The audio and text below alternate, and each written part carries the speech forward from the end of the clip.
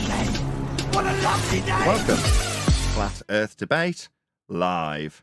I'm your host, Nathan Oakley, and if you are new to this channel, or you've not done so already, then be sure to subscribe, hit the bell notification icon, and join button if you'd like to become a Nathan Oakley 1980 channel member, and keep up to date with the Flat Earth Debate. If you'd like to support the channel, there is a super chat that runs alongside each of these shows while they are live, and there's also a PayPal, Patreon, crypto, and thanks button in the info box below the video. Most importantly, if you'd like to join the discussion, simply mute the page you are currently watching, then click the link in the info box below this video to join the panel and express your views on the nature of Earth. If you do join, please don't swear. If you do, you'll be ejected, and if you are, please don't try to rejoin the stream using sock accounts. You'll be warmly welcomed back on the next stream. Please also share the show on social media. Sharing the show obviously increases the live audience, but this in turn increases the chances of a more diverse panel, so please share the show on Facebook and X. Now we are joined by somebody trying to get in the middle of my intro, which will obviously be Arwin, the Adam Meakin, Paul, what else we got? Neil, Eli, Arwin, Adam, Paul, LVA, Paul. I think we've done everybody. We've also got a whole bunch of people in Discord, so welcome one and all. Happy New Year! Happy New Year. I tell you what, Nathan, I'm really glad. You know, you've put all this effort into getting your video quality the highest. Well, from 1st of January, I decided I only watch stuff in 1080p or higher now. It's my New Year's resolution. That's terrible. You could get that out of a cracker. Absolutely awful. Right, shout out to Sensual Ghost. No, it wasn't. It was Godzilla 37. It says, first of all, Happy New Year, folks. Indeedy, 2024. New Year it is. And he's then gifted 5 memberships out. So OBE Lines, Dysfunctional Navigator, Protosser, Fisherman in a Box, and I think that's it. Yeah, all got new memberships. Also, somebody with a Chinese name, or a load of symbols that I don't recognise, was also gifted a membership. Okay, got some people watching that we weren't aware of. You get gifted memberships based on your time as a viewer. So if you're a consistent viewer and somebody dishes out the free memberships, I think it goes to them first. So occasionally you see something like that. I don't know if you can see that, all the crazy symbols. Obviously, I can't read that, but that means that somebody who we have no idea from, you know, wherever is watching consistently under that account name, and they've watched enough to be gifted free membership. Cool. Very cool. Except I got this, look, 27th of December. You've been gifted a channel membership for McToon Live. I don't watch McToon, and it just came through. So you claim. Yeah, good point, Paul. I don't. It just came through. I meant to mention it the other day. It's like, how the hell have I got this? So whether you can gift directly and McToon sending me a credit. Well, I've looked it up. I didn't think you could specifically assign free memberships to a specific individual. But yeah, maybe, you know, maybe someone can, because if you're not watching, then it doesn't make sense in terms of what I can see going on in the chat. The people who are here all the time are the ones getting assigned the free memberships. There we go. Very interesting. Let's do a bit of housekeeping. Any evidence of a physical geometric sphere edge? That's a horizon, formerly known as Earth curvature.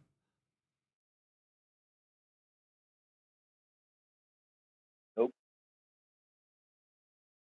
Any evidence of axial rotation of the Earth-based variety? Not seen any this year. Any evidence of the distance to the sun? Is it even the same number? Bit closer to your mic, Eli. Bit closer. Is it even the same postulation these days? Who knows? The distance to the sun postulation? Well, you'll need a flat Earth for the orbital motion. Mm-hmm. Speaking of which, any evidence of the R value? Earth radius.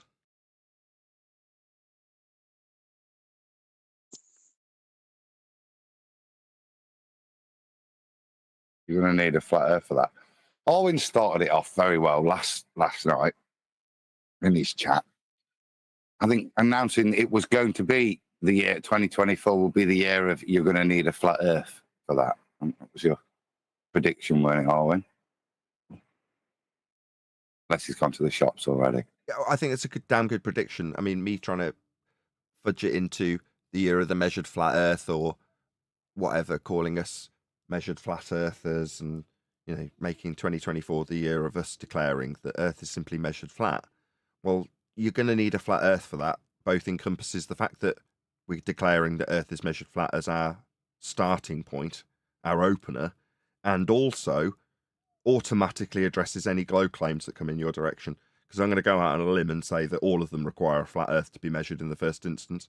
Therefore, you're going to need a flat Earth for that, which I think it was me that coined that. Or it was Brian a couple of weeks before me at the very least. But anyway, yeah, I'd like that to be the year that you'll need a flat Earth for that. I think we started it. I think it was Sean Hawkins talking about orbits. So literally, 12:15, we've got orbits. Orbits. I think you're going to need to presuppose a flat Earth. Oh, you're going to need a flat Earth to presuppose those orbits. Sean, wished him Happy New Year. Somebody asked me in the comments if, when we cover these particular fine details like that particular point, that we actually go through why it would need a flat Earth for that. So in terms of, I'm going to summarize it and then you can reiterate it, and then hopefully we'll summarize it again. So the elevation angle measurements that you're going to take to these stars and the differences in their motion is described with angles. Well, those angles are measured off a flat plane, can only be measured off a flat plane, and have been used to derive something called the celestial sphere, which wraps around a flat plane. If you're going to use it spherically, it's two flat planes, one antipodal from the other, just to make it into a sphere. But it's a hemisphere representing your vision with the stars, 0 degrees or 90 degrees. Sorry, 0 or 180 being the horizon line, and then 90 being your zenith, and everything in between being represented dome-shaped as it moves towards the horizon. The stars, that is, over a flat plane. What you're actually describing with the measurements that you acquire, angular in nature, is just you with a protractor, you being the 90 degrees that runs up the protractor, 0 to 180 being the horizon line, and the angles in between measuring your flat baseline, flat Earth required, to the star. Those are your angles. Flat Earth required. Orbital motion is derived from those angles. That wasn't a very succinct summary, Adam. I'm sorry. No, it's true. The angles are derived from a flat plane. And that's why I said you're going to need a flat Earth to even presuppose your orbit. Because once you've got that, it doesn't tell you anything other than you've obtained it from a flat surface and it's an elevation angle to it. But if you take that and presuppose orbits and presuppose that the angles that you took weren't actually angles that you taken, and place them on to a and interpret that data as if you're on a rotating ball, then you can presuppose an orbit if you ignore that very fundamental fact that the angle you took in the first place was from a flat plane. Perfect. Any evidence of a self-perpetuating molten iron core at the center of a presupposed spherical Earth?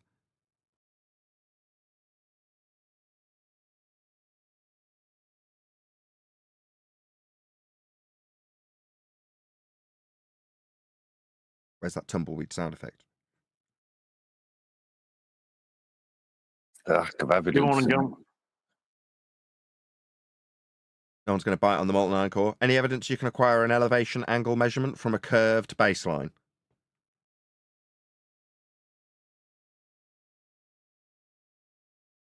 Happy New Year! It's good we're all excited. 45 people watching. Please smash the share button. I know there's lots of you out there right now because it's New Year and you're all at home. The excitement level is so blistering and Neil's interrupting. It's all go here.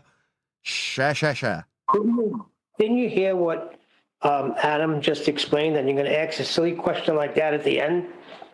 Of course, it's an impossibility. Okay, then. I'm going to guess from the tone that my panel are a little bit bored of housekeeping, so we're going to move on to a video. Hopefully this will get their juices flowing a little bit more than the housekeeping questions did. I thought we're picking on Eli. Oh yeah, we're going to go back to that Eli point. Good point, Adam. You there, Eli? My little flat earth evangelist.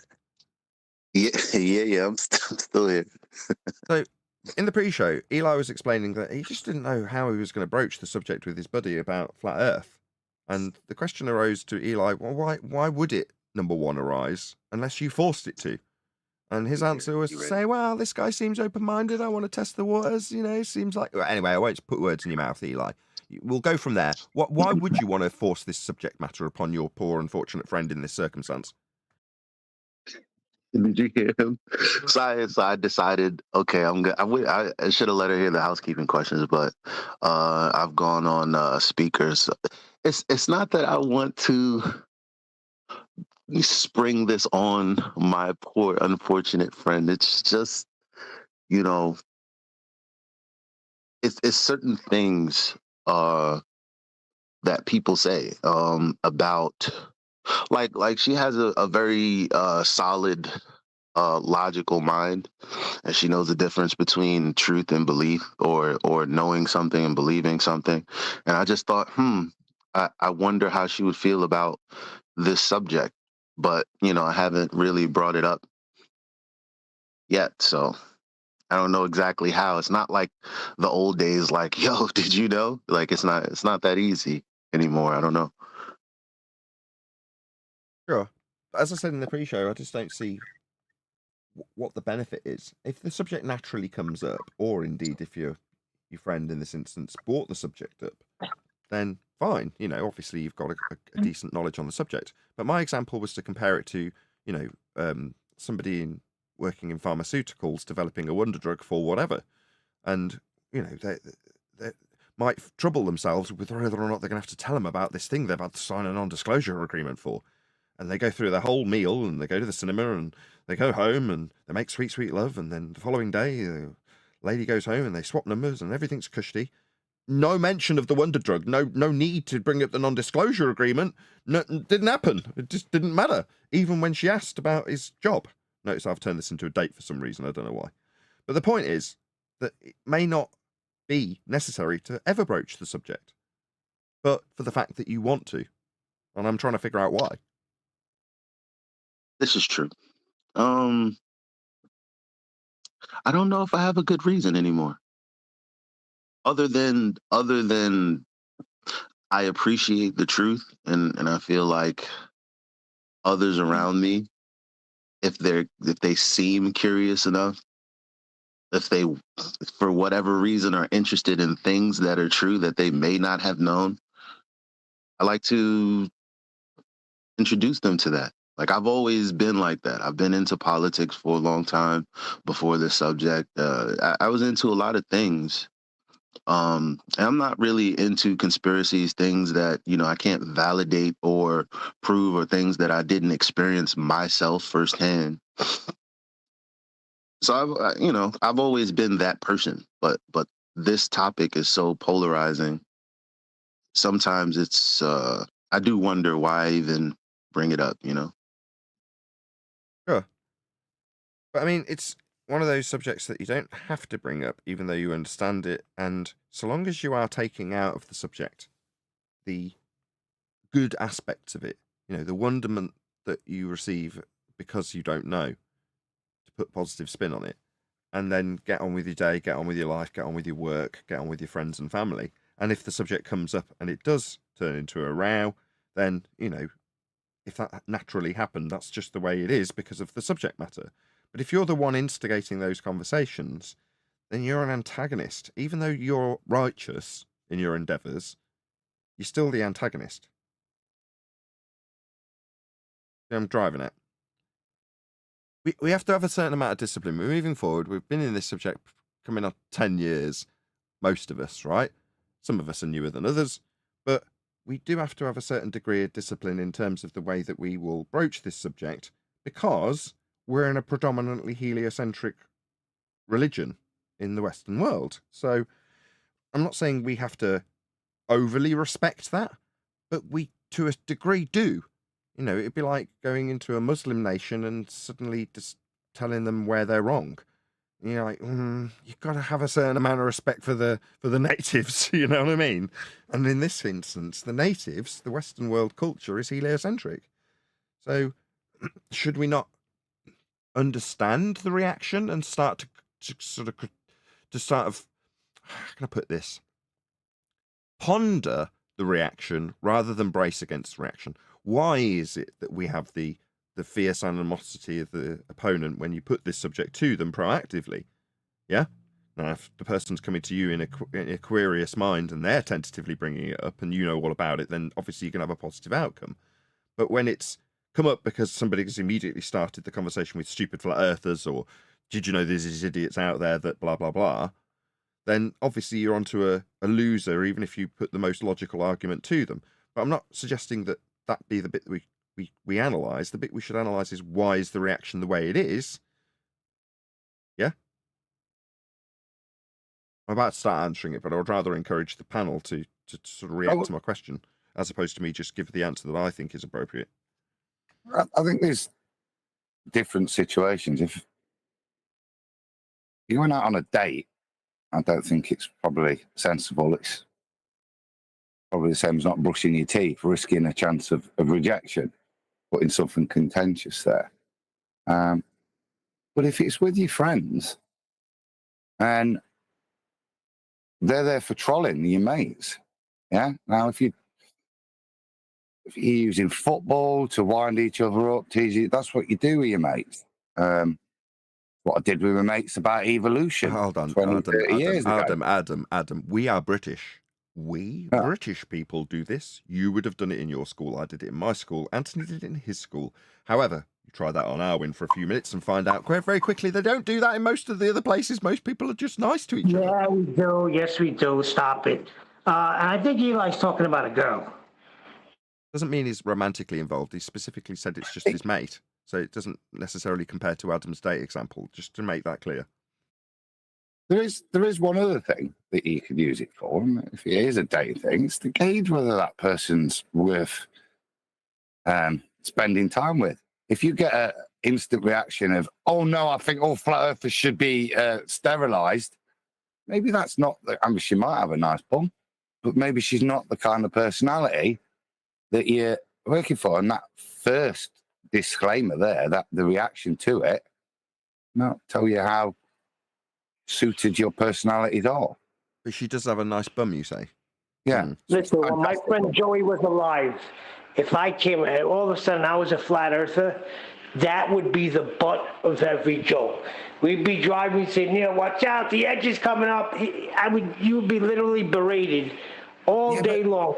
It's called bringing the cops. No, but you can't. You've won. You troll them now.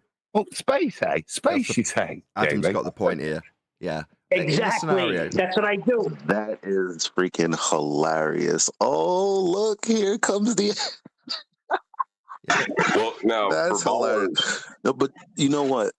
Sorry, I was just gonna say, both in 24/7 and in the politics server that we have 24/7 in, especially with Nathan taking up this this, I'm not going to say it's a new position, but more like a laser focus on what's important, I'd say. Like, I've just been running that home. When I say that all of the trolls, like, they don't even get past 5 minutes. And it's not because I'm cursing them out. It's not because I'm, like, yelling over them trying to get the mic. It's because at this point, their arguments are so contradictory between minute 1 and minute 3. And I'm like, this is recorded, right? They don't have the fight in them anymore. We don't have to argue. We don't have to. Oh, that's what you think? Okay, here's a citation. Yeah, weren't you just quoting this person? Well, here's a direct quote. Now, can you cite what you said? No? Okay, have a nice day. It is a change in position. It's a change in position from being on the back foot. And I'll get to that in a minute in terms of how we get trolled with a false impression of their being confident in their true false position. What's a true false position in this respect? Well, it's a position that they're going to go out of their way by numbers and by confidence to make the chat comment viewer or reader believe that this person who's saying the Earth's a ball is so confident in their rhetoric, and there's so many of them, that it must be true. Well, that's because they are on the front foot when they go into this discussion. Therefore, previously our position has been on the back foot. How does the globe fail? How can we show the globe to not work? Now, I'm saying no. And Adam, what you just said is profound in this regard. We should be trolling them? Hadn't thought about it like that. Up until you said And that was my point. When they were telling Neil to, oh, here comes the edge, they constantly think they're falling over an edge. Yeah. You should have said that to him. Yeah. Oh, the horizon's coming up. We're going to fall over it. Exactly. Our position has changed. We are now on the front foot. When we say you're going to need a flat earth for that, as much as in the pre-show I was like, yeah, that's how we should move forward into 2024. Maybe not, because that's a very back foot position, isn't it? You're going to need a flat earth. You globe believer in your primary position that we're fighting against, on the back foot, will need a flat earth for that. I don't know if I like it. I want to be on the front foot moving into 2024. And if that means that the people who realise what we do here become so confident that they go to whoever that they are apparently members of that they don't even watch, they can go in with their membership and say, you need a flat earth for that. Well, we're talking about the physical world. Or Earth is measured flat. Right. We're talking about the physical world. If you don't have measurement, you ain't got anything. So either show the measurement or shut up. Yeah. And what you got Well, on screen? you also really, they often take a position where, well, their position is really setting you up to strawman you. So what I've been saying is that's not my position. And they'd be like, okay, well, if you would agree with this, or if you would, I'm not agreeing with that. This isn't my argument. It's yours. Why are you asking me questions? You know, the things that you've done fundamentally here. And it's like you can see them become undone because they're not able to set things up. Like in this conversation, we're not trying to set things up. We're just trying to expose to people what's out there. But they constantly have to, you know, make sure you agree with this position before you move to the next hypothetical position. I mean, once you expose that, it's very easy and very funny because the person who seems the most well-spoken, even they'll begin to seem a bit like a troll with the answers because they get more and more ridiculous. That's why you can't match their energy, because if you match their energy, you just look ridiculous with them. The subject itself is a minefield, right? And we're on the side of truth, but we're already there. We have already negotiated the minefield, very carefully and tentatively, looking at every detail of every bomb on the way. Now, the outsider comes along and sees the globe earther on the other side of the minefield, jumping on it and jumping up and down and going, I'm the winner, I'm on the front foot, I've got all the confidence. And someone goes, yeah, that person's clearly the winner in that battle. Look at the confidence. You're like, yeah, but they never get past the minefield, do they? They always get blown up. What do they do when they get blown up? Well, they get blown up and respawn and jump on the beginning of the minefield again, going, look, I've got the right argument, with the same argument they just got destroyed with, because they never make it to the end of the minefield. Well, we've already crossed it. So why are we concerned with what's going on the minefield? With you're going to need a flat earth for that, while we're shouting back. It's like, I gave the analogy about a couple of years ago where it's like you've got to the end of the stage that you don't want to be in the cult anymore. Let's use Scientology. You want to escape. So you do. You remove yourself, you get divorced from the cult, and then you go back to the compound gates and bang on it and shout through the gaps at everyone else telling them they need to escape. And they're all going, no, Xenu's real, back through the gates. You're going, no, I can prove it wrong with logic and reason. Like, what are you doing? Why are you still at the compound? So you've escaped the cult. You know it's flat. Okay, right. But why are we now back at the minefield, back at the compound gates, worried about the people that see that and go, oh yeah, they seem really confident? Like, okay, if you want to engage in that, don't engage with it on the back foot. Engage with it on the front foot. Yeah? You know how to negotiate all the minds. So jump over all of them and then slap the other person in the face, metaphorically speaking. Or jump across when they're not looking and give them a little jab that they weren't quite expecting. That is the equivalent of what we get day in, day out when they, with confidence, come and tell, obviously Earth's a sphere because I can take my flat Earth measurements and prove a sphere with it. They don't say that, but that's what they don't realise they're actually saying when they come with confidence. So if you're to go back at them because they don't know it, you're a surprise. Surprise! You're going to need a flat Earth for this video. Ha ha ha. So if you're going to do this, as Eli's doing it with his mate, loved ones, friends, there's plenty of punching bags out there that've dangled themselves right at the top of the algorithmic chain. Go and poke them. Go and tell them you need a flat Earth for that. I mean, if you want to tell them where you found out that, that's great too. If you want to let them know, Nathan Oakley 1980 sent me, then all the wonderful, wonderful. But that's not what I'm suggesting this is for. I'm saying that we should be on the front foot. We know how the world works now. We know how it's measured. And measured it is, and Globe's inference has come from that flat Earth measurement. So let's just go out and poke, proactively on the front foot. See how they like it. That's all we've had to deal with, trolling, right? So when Adam says you should be trolling your mates, yeah, in a we all know each other well enough to talk this way, yeah, you can get away with that. When it comes to people that you're trying to entice as or become closer friends with, develop a relationship with further, whatever, then maybe not. But when there's people who are literally profiting from their anti-flat earthism that requires a flat Earth, why aren't we out there proactively poking them? Because we're small in numbers, that's why. That'll change. Once the tides turn, Adam, it'll just happen. People that are trolls will realise that they've got an easier troll if they see it being done. You're going to need a flat Earth for that, will be the starting point. And trolls are trolls. They don't care what side they are. Narcissists couldn't give a crap. They'll change side at any moment. So it wouldn't surprise me at all if a huge chunk, when the tides do actually turn significantly, they already have started to turn, just change sides. Start poking at the anti-flat earthers. And suddenly there's an onslaught of people telling them that you're going to need a flat Earth for that, or whatever derivative spans from that. Wouldn't surprise me. I could keep mentioning the statistics went from insignificant margin of error, less than 1%, 5, 6, 7 years ago, to reported statistics of 10 to 15% flat earthers in the Western world. That's true. You know, well,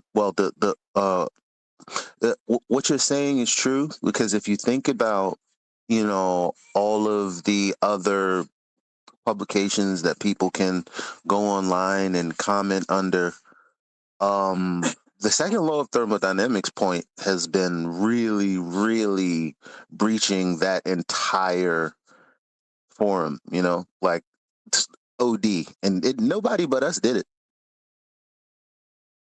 Yeah, now they're getting trolled every time they, you know, post a picture. It's an attitude thing rather than a credit thing, Eli. I want people to go out on the front foot. You know Earth's flat. Now, if you previously have heard me saying, don't worry about it, you don't have a need, be confident in the fact that you don't know. Take the joy from being like a kid again, having that wonderment. Well, if you've adhered to that and gone, yeah, I have. I don't concern myself too much about the anti-flat Earth online movement, which doesn't generally affect my day-to-day. If you're that guy, well, then you might be of the attitude that, well, like Neil, like Eli. Well, no, I am of the inclination that I do want to pass this information on, even if it is to test the waters of logic and reason with somebody who I do know. Then have your little jab. Feel free, if it's your mates, like Adam says, to have your little poke. You're going to fall over the horizon. Oh, dear. Why not? We've endured it. Why not? It's not like heliocentrism's a protected group either, is it? Knife cuts both ways. The tide's turning as well. We've got a group of us, like 5 or 6 of us in a chat and that. And everybody knows I'm a flat earth. We've had the conversations, and one of the guys is still a strong space believer and stuff. But now, like, I'll just scroll back through my timeline there. And Phil, one of the lads, is going, who's like probably neutral in it, has listened to me, not necessarily convinced, but he's not like argued against me vehemently. He's gone, oh, okay, and pondered. And now he's popping up in there, like taking the mick out the Indian stuff, saying a child of 3 could draw better and stuff like this. So they're taking, not necessarily siding with me, but they are trolling space a little bit themselves now, against the other mates. Now, they're not flat earthers, but they are talking to the space guy and saying, dude, this is just not plausible, is it? So I see the people. tide is moving a little bit. And on that, A little bit. yeah, it's certainly yeah. And look at, I can see lots of things like this, look. Little polls. This is 4,500 votes in 4 hours. Go back 5 years, you're not seeing results like that, no matter what. It's more than just a little bit, Adam. I'm sorry. No, look on screen. 60% votes, 59% say it's flat. Sphere, 24%. Unsure, 17%. Look, unsure is nearly a sphere. Yeah, these are very interesting numbers when you look, and there's lots of polls like this. But what you're not seeing anymore is this sub 10% flat. You are seeing large numbers. Whether they believe it's flat or not, on Twitter are just trolling Twitter again. But there's a very different seed change in the way people tackle these polls. But they're being more honest, and they do believe it's flat, or they're curious. Do you remember that video guy, the gamer guy? He did it real quick just for fun, and he was shocked at the results he got. And that was what, 3-4 years ago? Quick shout out to Shatner's Bassoon. Says Happy New Year, Flat Earth overstanders. As opposed to understanders. Yeah, got it. Thanks for the super chat. Nathan, who was that guy? You remember what I'm talking about. That gaming guy. Gaming guy. Penguin Z? I don't know, but he put it out there in his chat, and he was shocked when almost like 90% came back saying they thought the Earth was flat. Oh, yes, I do remember. It was a Twitch streamer that was like, Flat Earth? Well, that can't be true. Right, quick straw poll in the chat. How many of you are Flat Earthers? Oh, my God, lots of you. Yeah, I do remember that. Another shout out to Retro Bill. Says Adam needs to bring up his claim that tides are turning. Back up his claim, I should say. Adam, you need to back that claim. Tides are turning. Well, we can't back it up. We can only go by the statistics that are being published, and they may be skewed, and we can take inference from things like we're just discussing, Retro Bill, like this Twitch streamer a couple of years back. Now, those things, do they hold that much weight? No, not really.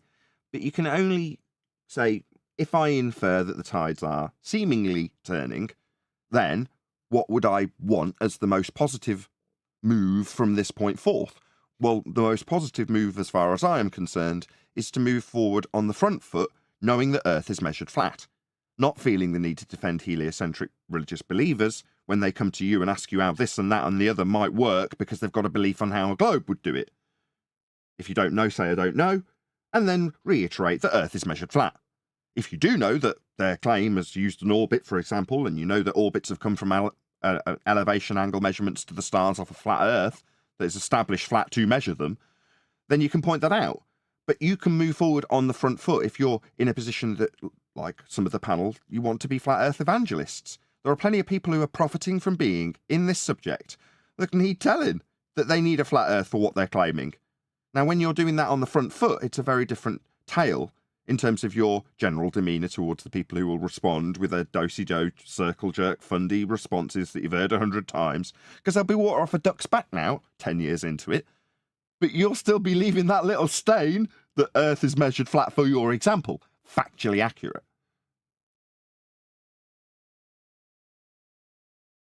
We cover this video? Have we got any more to cover on positive, front-footed flat Earthism moving into 2024? Any more for any more? There is a back side to that sword with measurement because photons are measured. So Ethereans might have to be careful wielding it. I'm going to do an unusual shout out before we get to this video. Not often that I will promote someone's video as much as I did over the weekend with an Eric Dubay video. Now, in the past, probably 10 years ago, Eric Dubay was the first prominent flat earther that was actually making a name for himself, therefore got constantly called a shill. And one of the people I associated with, a British guy called Paul Michael Bales, essentially accused Eric Dubay of nicking all his material. A video that I mirrored from Paul Michael Bales. You can still find it. It's probably about 7 or 8 years old, as I say. Anyway, other than that, which you could call a tete-a-tete that Dubay and I had many, many years ago, because I seemingly sided with Paul Michael Bales. Either way, Eric Dubay is, you can't really argue with his career in Flat Earth, can you? You know them by their fruit. Now, when it was all new and seemingly everyone's robbing everyone else's material that they've come across, it mattered. Now, who cares where Eric Dubay got his material from or how he promotes it out there if it's effective and good? Now, I don't agree with everything that Eric Dubay says. There's a lot of spirituality that he incorporates into his videos that I just don't have a knowledge in, or feel, in my humble opinion, there is a requirement to be within the Flat Earth realm. But that's not his bag, and more power to him when he does that. That's his bag, and good for him. But when he does cover Flat Earth, he tends to do a pretty good job. Now, his most recent video that's out now is called "Is Flat Earth a Cult?" ? And it is a superb breakdown of this particular subject. Go on, whoever wanted to add something right in the middle of me talking. Sorry, I was just going to say it was an outstanding video. I did see it. Outstanding. It was outstanding, because he basically breaks down something that we've covered on many shows, and I'm not just saying it's outstanding because we've already said it, but because of the way he broke it down, which was far better than we have ever done, which is to say, Flat Earth is a realization of how the Earth is. Now, he has paraphrased it into an alternative cosmology that can also be considered. So he's done it in a much more friendly manner than I perhaps would have done. And again, props to him for doing it in that way, because it's soft enough to not lose the point he's making, but ultimately not scare too many people off when they're like, oh, what, there might be an alternative to the ball paradigm. At that point, it's just a tentative alternative that you may consider when you hear it phrased that way by Dubay. Good for him. However, what he's pointing out is the behaviour of a ball believer when confronted with this alternative paradigm is very, very culty. And he gives plenty of examples, I'm sure all of which we will have all experienced. And moreover, the audience member on the flip side of that coin has done to their friend when they're ribbing them about falling off the edge, right, Adam? In other words, it's so relatable to both sides, and will be clickbait for globe believers, because it's asking the question, is Flat Earth is a cult? So excellent job. I highly recommend you go and check out Eric Dubay's most recent. I even gave him a super thanks for it. I gave him money. I was like, it's £2, good video shared, or something like that. Just a throwaway comment to let him know that I thought it was a good video. But yeah, I wanted that to be at the top of the list because I wanted other people to be encouraged to share it, because it really did lay down my thoughts on the matter, which is to say, we're in the predominant Western world religion of indoctrination into heliocentrism, and that will be the go-to for everybody who is anything beyond that subject, because they just know that's the case. That is the case. Therefore, that's the attitude that they take with you. Well, that's cult behaviour. So when it's drawn as a parallel for globe earthism and how they behave, you're like, yeah, can't really get any... If I was to try and, as a globe believer with a globe hat on, work my way around some of his arguments for how that's not the case, I'd struggle. I was bravo, Dubay. Really good job. Anyway, I just thought I'd drop that in before we get into the video we're covering today. Anybody else want to comment on Just the today's title video? alone was great. Just when I seen the title alone, I was like, wow, this is actually genius. Yeah, it's very smart. It was, As I say, check it out. Eric Dubay's channel. It's probably the biggest flat earther that there is currently. He's built up his channel after losing it, and he's still gone head and shoulders above almost everybody else that's in this subject matter, and we very rarely give him any love. If anything, we're highly critical of him. But there we go. What does that guy Owen Benjamin call him? The savant, right? No, He calls him- Savonier. But I mean, that's because of the followers, right? His followers can be kind of annoying, he thought. That's why he called him that. No, he was calling him a snowflake because he happened to be either in the chat or was in communication with Owen Benjamin. This is Eric Dubay, and he got a bit fussy about when he was just going to talk to him, and then he was like, "Just come on now." That was Owen Benjamin's attitude, and when he did it, I cringed because I'm like, I hate that when you get to somebody's show and they're like, "Just come and talk to me immediately," and I'm like, I want it to be an arranged show, so I could totally appreciate Dubay's attitude towards it, because he's essentially hinting it being more professional. Now, if you're going to do an interview with me, I want it to be taken seriously, not just, oh yeah, I'm in your chat, I'll just pop on. But that was how he was trying to, or I felt Dubay was reacting to Owen Benjamin, and Owen Benjamin's reaction back was to say, oh, get you, aren't you just up your own arse, Savanier? And while it was, I'm not going to lie, very funny, it wasn't conducive with what Eric Dubay would have wanted out of the meeting. Now, when Adam says you test your mates with this stuff to see how they'll react, like in the date scenario, I wonder how she'll react if they say, oh, flat earthers should be all sterilised. That's very telling. Well, for Dubay, if you flip that perspective that Owen Benjamin's put on this in his spin that, you know, you've got some fussy character called Savanier, when you flip the coin and go, well, how telling is that to Dubay? Very. Because he gets a taste of what might happen with that person should he respond badly to some particular aspect that he disseminates to him in an interview that might be on the fly because he's demanded he comes in there and then. I don't like the sound of any of this. So in many ways, I would suggest that Dubay actually made the right call and that it might have been to his detriment to have just gone along with the fly-by-night attitude of Owen Benjamin when he just wanted to encourage him on with a couple of emails flying back and forth as preparation. So I think Dubay actually made the right call in that regard to Owen Benjamin. So maybe you can disagree, Arwen, if you feel. I don't think so, because then he got stuck with David Weiss. Maybe if he would have went on, he could have broke Flat Earth down to Owen Benjamin instead of David Scheiss. I mean, Yeah, I'm getting involved in this. Well, you're an Owen Benjamin fan. Yeah, well, you seem Owen to loves Owen Benjamin. why he's called Savanier than me, so according to you.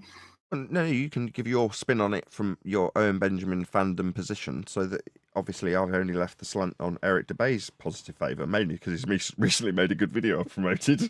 But you know what I mean? I'm very fickle. So, okay, I will. So for starters, when that happened, Owen Benjamin wasn't like a full-on flat earther. He was right in the middle of the conflict, right? And so he had that response because he didn't even really trust any of it yet. That's first off. And then secondary, why he really called the whole Savanier, it's not even about Eric Dubay himself. It's about his followers who always think that they know the special knowledge and you don't. And that's why you're dumb, because you don't know their special knowledge. And that's what he really called Savanier. People that think, oh no, but we know the earth is flat, we know everything. You're just dumb. That attitude. Do you know what really annoys me about Owen Benjamin? The thing that really annoys me is that he's lazy. Wait. Can I respond to what Arwen said? Let me just get this out. It'll take me 30 seconds. He's intellectually lazy. I'll give you an example. When he did Globe Earth Sniper, he demonstrated an exemplary understanding of Coriolis effect, which is not the easiest subject to understand, to the point where he could cartoonify, or someone on his behalf, cartoonify his words and make it extremely humorous with the point being made, and the concise logic of Coriolis effect being intact within the humour. That takes a high degree of intelligence. So for him to just go to someone like Dave Weiss, as you moaned about it, and just gleam information to parrot, to me, seems lazy. Now, he could maybe take that as a compliment, because I'm saying, like a parent would say to their kid, you're smarter than this, I expect better. You can think your way through this, you've demonstrated it. So for you to just parrot some crap you've gleamed because you've been too lazy to figure it through in your own logic is just lazy. Now, for most people, they'd get a pass on that because they're not that smart. He clearly is, therefore I'd expect better. And because he hasn't demonstrated it beyond the Coriolis example that I can give that's shown high degrees of intellect, he wouldn't get the criticism. But he is, because he's smart, therefore he should work... I'd swear because I'm getting annoyed about it. He should work harder. The smarter people amongst us should be the ones putting in more intellectual effort to wrap their heads around this stuff rather than just finding it out from some numpty. Right, you're totally right. But I mean, Owen Benjamin's a very busy guy. He's like so far away from the other point. Hello? Eli was next, Darwin, but fine. Okay. Go on, Eli. Yeah, so back to Arwen's point about him calling his audience Savanya's, like, the thing about that is he didn't do anything different than the other people who have said maybe what's it? It's just an unfair criticism because no one ever said that they thought they knew everything and everyone else didn't know anything. That's just something that, you know, people say, like Fair when they say, "Oh, you think." It's a it's So a running joke. What do you mean unfair criticism? It's a running joke. It's a joke. It was meant to be funny, not literal. yeah, but it's put out there by the media, though. It's not like it was just like other arguments that we pick up because it's in the media. That, like, you know, we're subject to that stuff too. So, but the origination from that is a media like criticism of a position we never took in the first place. Oh, so you think that you know everything? No. Yeah, well, he was talking about specific individuals that did definitely have that attitude, and those individuals were definitely not associated with flat Earth debate and crowd. No, we're talking about debate. We're talking People about that were just thinking that they were all the bomb Let me because just they clear it knew up for the flat Earth. audience. We're talking about debate, and we're talking about Owen Benjamin's reaction to followers of Dubay going, Dubay would know that. If you spoke to Dubay, he'd be able to answer that for you. So that's where that's come from. Yes, pretty much. Yeah, I was watching Owen Benjamin quite closely at the time. So yeah, I remember it happening live. Actually, I was in the chat. I'm sure you were too, Arwin. Anyway, enough about. I don't know how we got onto Owen Benjamin. How did we get onto Owen Benjamin? Eric Dubay and his video, and then somebody brought up Owen Benjamin for some reason. Yeah, that was Neil bringing up what they the Owen Benjamin being a savant, and I'd rather he Savanier. had spoken to instead of David Weiss. That's all. Right, but Owen Benjamin is still onto flat Earth, but here's the thing. It's all very ruckusy because he thinks he's a genius at it, yet he periodically gets things unbelievably wrong. And then he like repeats it and then does it right. And then he just does it wrong again. It's like, Who? I feel that Owen Benjamin and his talking about flat Earth related subjects, it feels like he's kind of inconsistent. Sometimes he gets it really right, and other times it's like so messy and outdated. Slow Motion Moonboogie says, I was in the chat back then too. October/November 2018. Thanks for putting a date on it, Slow Motion Moonboogie. Yeah, there we go. It's quite a long time ago, isn't it? 6 years ago. Wow. No, 5 years ago. 5 years, 3 months, 2 months. Anyway, right, should we do this video? Now we've talked enough about Eric Dubay. I didn't intend that to be such a long plug for his video, but it did turn out to be, as it was. Anyway, right, let's cover this. So, who started flat Earth conspiracy theories? So, as always, let this videographer know. Ryan Reeves, don't know, can't read it. No, at Nathan Oakley 1980 sent me. What's the name of this videographer, Paul? You around? Obviously vanished. Ryan Reeves? Ryan Reeves. If you say so, it's just not cut off. Let's just see if I can get the full name. There we go. Ryan Reeves. RyanReeves. So Ryan Reeves. So please let this videographer know at Nathan Oakley 1980 sent me. If you are in the live chat right now, I will take a couple of minutes to do a call to action to get people to do this. As I say, the link's going by. You can see it on screen. If you're in the chat, it's literally going by in your chat as we speak. So go and let him know at Nathan Oakley 1980 sent me. The idea behind this is that should anybody actually respond to the videos that we do criticising or critiquing their thoughts on flat Earth or globe Earth or anti-flat Earth or anti-flat Earth, we would hope that they would do the same for us. That is to say, put a link to Nathan Oakley 1980, in this case his video, when they do their response. Because we do not receive any algorithmic love whatsoever from YouTube. So, to bolster that, or to counteract that, mitigate that fact, we suggest that the people respond to us with a link to our video. And that's what I'm encouraging by asking you, my audience, to go and offer this gentleman some algorithmic love, which is to say, go and leave him a comment that says, Nathan Oakley 1980 sent me, and then something that's not offensive that says we responded to your video. Hopefully that call to action has been long enough for a few of the live audience to actually toddle along to his video and let him know, Nathan Oakley 1980 sent me. I nearly get to the end of the plug each time. Go on, whoever that was, and then we'll start. I know. I thought you'd pause there. I thought this is. I've just gone to the link. I'm thinking I know this name. And I do. Ryan Reeves, God knows why he's got this topic on. This is very interesting. If you look at his website, he's a historian. Some of the geeky stuff you look at, real specifics of time periods and really good explanations. I've just gone scrolling down at all the videos of his watch, but this is out of kilter, very much, Paul. I don't know whether you agree, but if you look at all his other videos, this is interesting that he's brought this up. But this again, where we say about evidence for the tide turning. Why is a channel like this, which is very much factual history based, doesn't deal with conspiracy? Why is he now doing? And look at the viewing figures.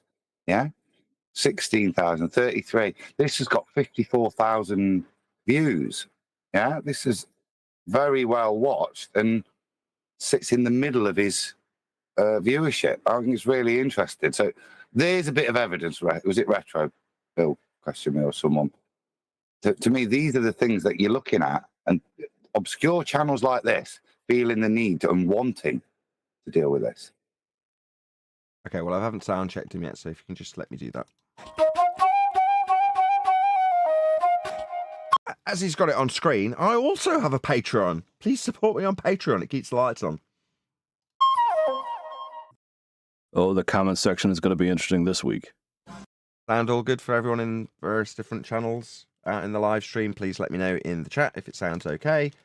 If you're in Discord, just say aye. Aye. Good for you in G+. Aye. That's great. We landed on the moon!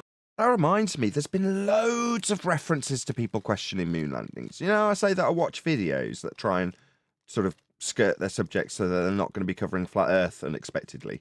I don't want to have to make a response video when I'm chilling out watching a YouTube video.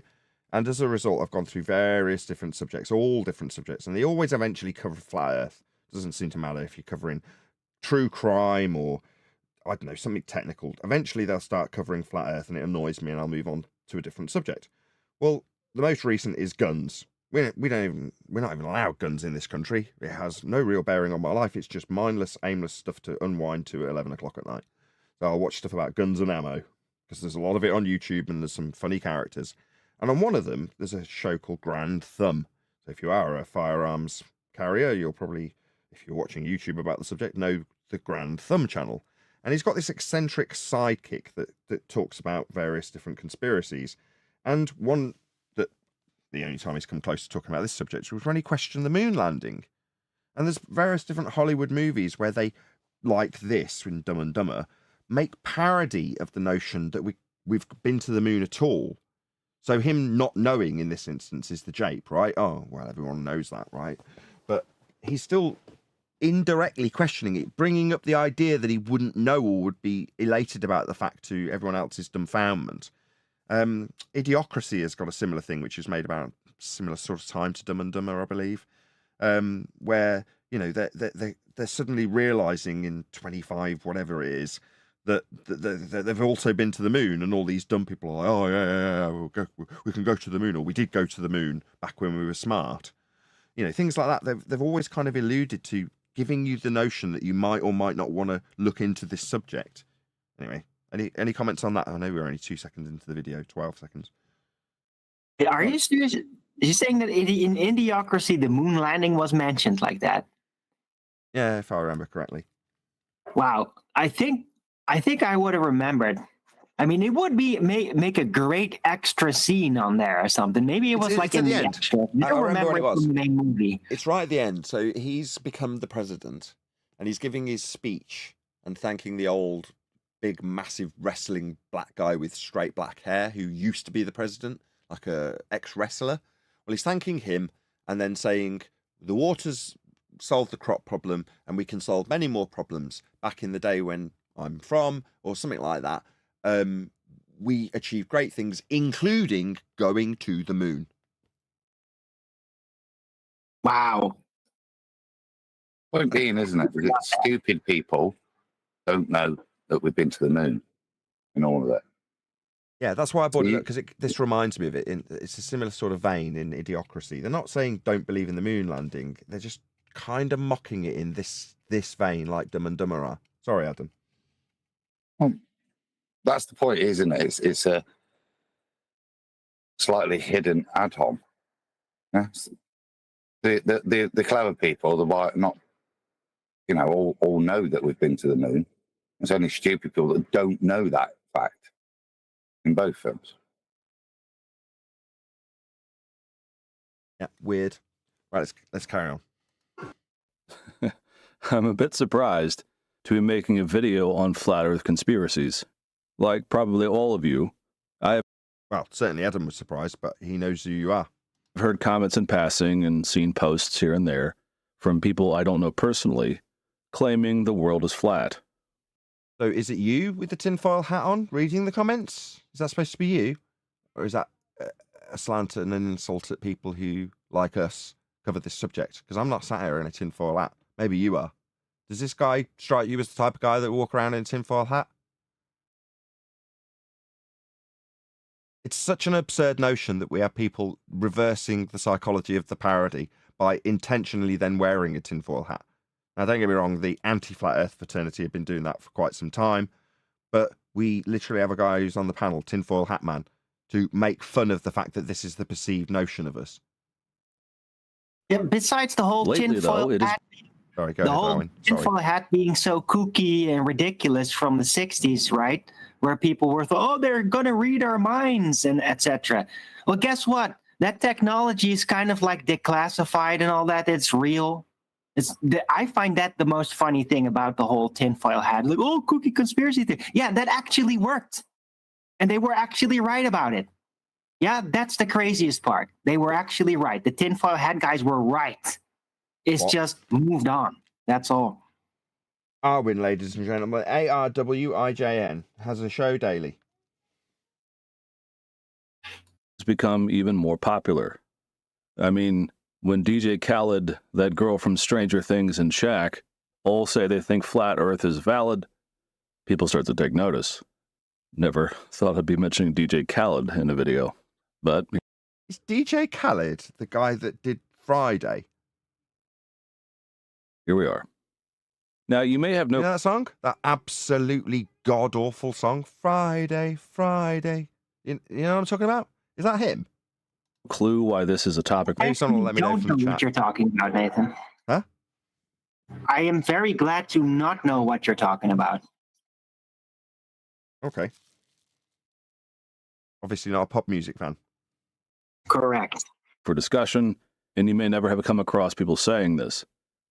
But it's a thing, at least in pop culture, and it certainly makes scientists roll their eyes. Have a little read of this. Fact check. No, Elon Musk did not tweet that the Earth is flat. USA Today. Someone contextualize this for me? The claim, images showing Elon Musk tweeting that the Earth is flat. I don't really follow what this is about. Do you understand? That was a joke. He was responding to someone saying the Earth is flat, saying, "I'll have to sell SpaceX now." Then that was a joke, a throwaway comment. Someone Yes. told him. Someone tweeted at Elon Musk that Earth was flat. His response was say, "Well, I'll have to sell SpaceX then." Yes. Okay. Thanks for contextualizing it. Now, a disclaimer at the start. If you want to debate the merits of those views today, scientifically, this is not the video for you. Okay. I mean, to debate the merits of a concrete noun would never be something that would fall within the purview of science ever. But you might be able to scientifically debate it, though.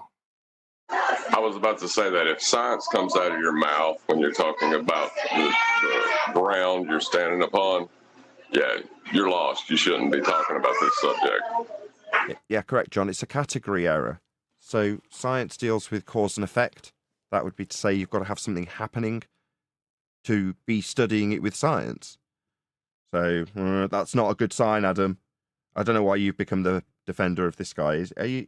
Actually, let's have a I wasn't defending him in this particular topic. I think in all the other stuff, he's very well researched and very well informed in the historical stuff. Like I said, I was surprised he's even dealing with this topic. It's just so far not what his other videos are like. But Right. I said that I see as a positive. I Not gleaned a bit more from that. inward. You're saying the guy's smart and normally does good work, but this is out of his Yeah. wheelhouse. Okay. Yeah. There are plenty of videos already out there by reputable people. Go watch those. If you can find them. I mean, what reputable people are making videos on this subject? If you can give me one, I can pretty much guarantee that we've covered it if you're going to plug them in with the mainstream of all the rest of the crap that we have to cover here. And no, but you're not suggesting anybody, if I could say it, anybody specifically. I'm not a scientist. This video is coming at it a bit different. I am not so much concerned with what flat earthers say. I am more concerned about when these ideas started and why. I do history professionally, and people like me tend to always ask the when and why questions. And so that's the point of this video. Very reasonable. That's what you want to be doing. Asking all of those questions that you had on screen. Because while you can easily go out and find all kinds of content, debating it, debunking it, whatever you want, you usually can't find people discussing where these ideas originate. But that's an important question.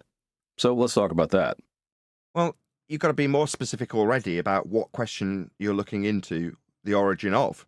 Because if you're not going to launch into the paradigm that's laid out on the feast and nonsense table that we call flat earth, then you can definitely find, or perhaps find in some instances, the origins of those feast and nonsense garbage claims that a flat earther would be taking apart because they must by straw man for a globe claim that they haven't made yet, or a globe debunking that they haven't learnt yet. You know, that might be what you're trying to find or ascertain the origins of. Now, in terms of just the other side of the questions that you might be looking for the origins of in terms of flat earth, go back in terms of any history for anything to do with geology. I don't really get why you'd look up the history of Earth when the measurements are really what you should focus on if you're trying to ascertain if it is or is not flat. How is Earth measured? Well, flat.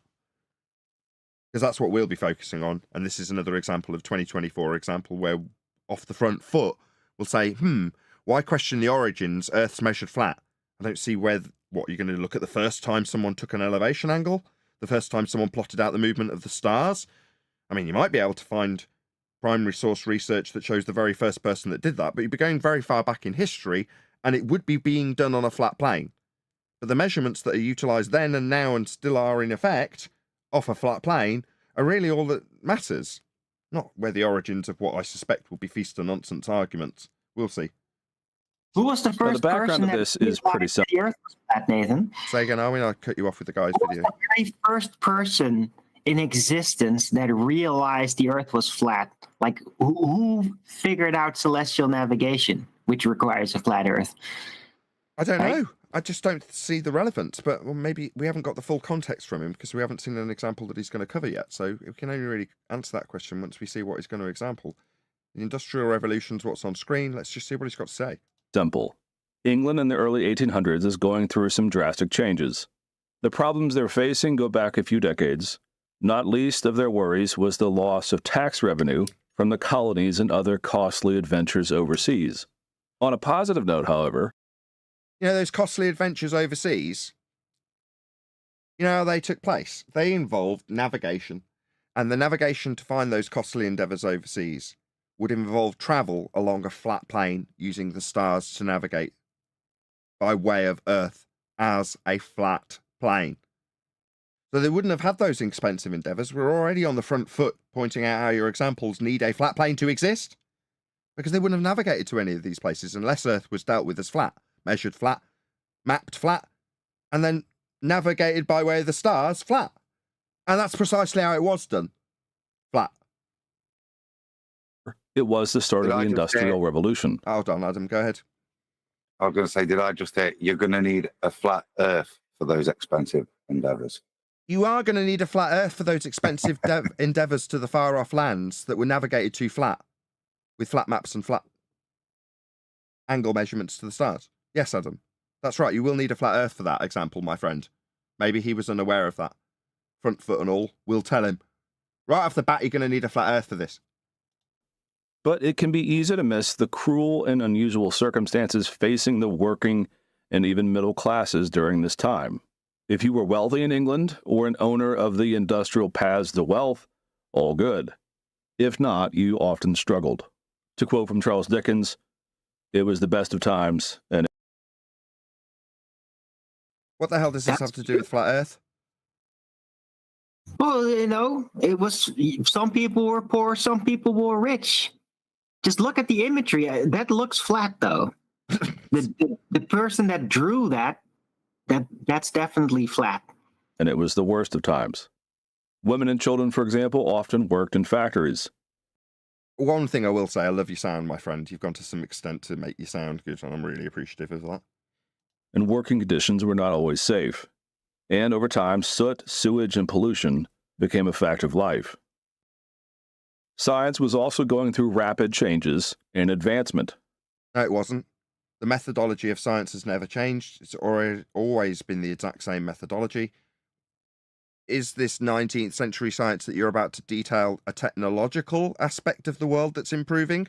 I'm going to suggest that it is. We shall see. Now, in our day, Albert Einstein is the kind of hero. Right, Albert Einstein? What science would Albert Einstein be doing? Because he's not very famous for his science, I can assure you of that. For science, well, in the 1800s, the main star was Isaac Newton.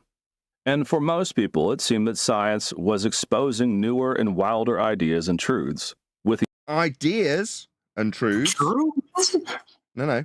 Science establishes cause and effect validation through systematic experimentation based on a hypothesis. That's a scientific prediction. That methodology has never changed.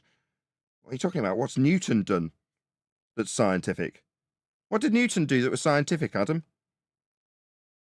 Not a lot. He postulates laws, doesn't he? But they're not science. He doesn't do a lot of cause and effect. Nope. Yeah, he just claimed scientific validity to his own ideas. Oh no, but we are getting the development of the method, the refinement. So as you move into the early 1900s and late 1800s, you've got that thing that is what we would state as the method. This is still a lot of alchemy and a lot of bumbling, isn't it? We're very intelligent people, don't get me wrong, but a lot of what Newton did really wasn't what we describe as science today.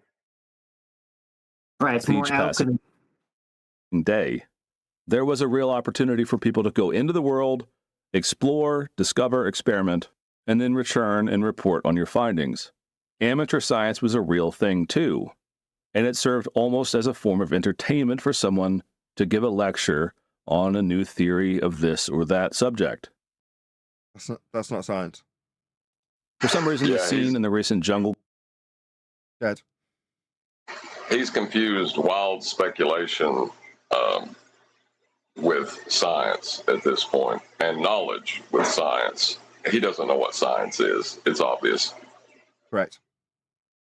Cruise movie always comes to mind, with Emily Blunt and The Rock standing before a group of bearded old men trying to argue their theory. This was actually not unlike how theories were aired back then in the scientific community. Yeah, they're not theories in any scientific context, and neither was your example with The Rock.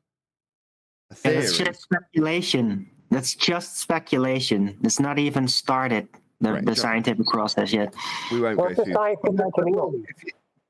Go on, everyone wants to get in on this bit. Go ahead. I just asked what a scientific community was, that's all.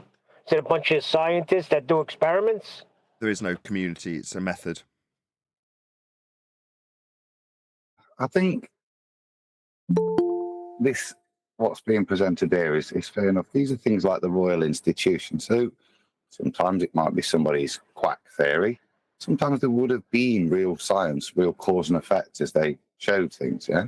So you're going to have a mixture here, but this is how the information was disseminated. It's described as amateur. It isn't. It's very rich people doing it. That's the access level, and that's where there was no internet. The books are being written. Yeah. So the most cutting edge, they're your live streams that you attend at these institutions that are all starting to form based on this empiricism, this new way of doing things to give certainty. So that you can have a lot of criticism when we're expressing it as scientific method at this point, because it's founding. Certain things will be flim flam, other things will actually be solid science, things that will be precedents for us later. There's a mixture.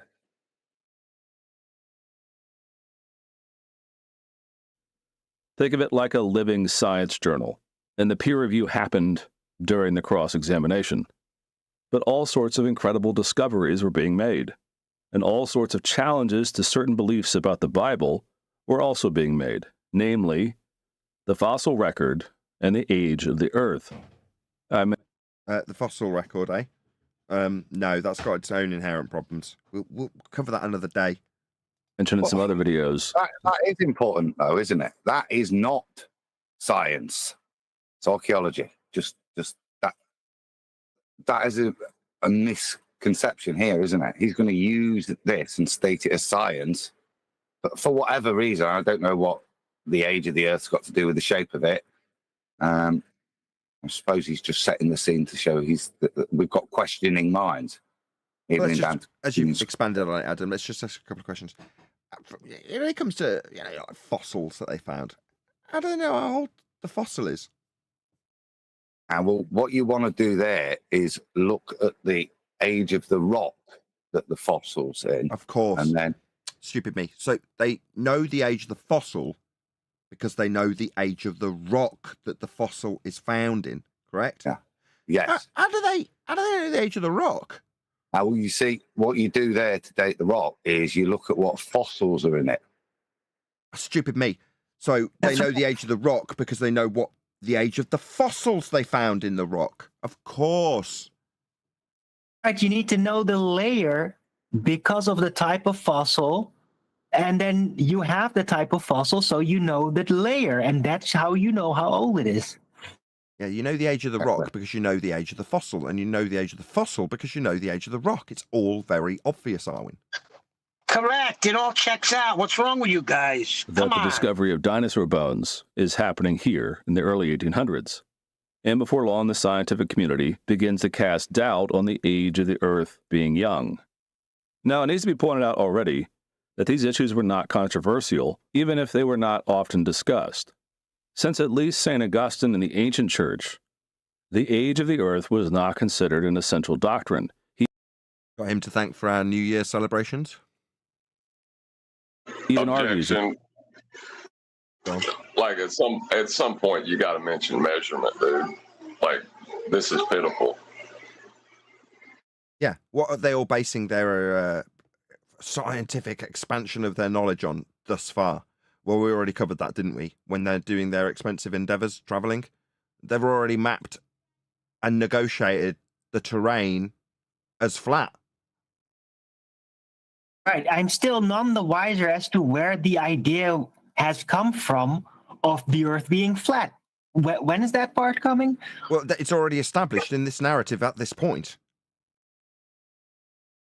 By the guy? Seems that they're questioning. Well, he's introduced this point with regards to the age, where at this point he's kind of alluded that the definitive source is scripture, and people are starting to now question scripture with regards to the age of the Earth. So I assume he's going to draw an analogy next with the shape or the nature. Well, wouldn't that be the origins of globe Earth? Because he's essentially alluding to the idea that up until this point, everybody knows it's flat, and now we're going to start questioning that fact with the notion that we're now all indoctrinated. Who's making that bloody noise? Sorry.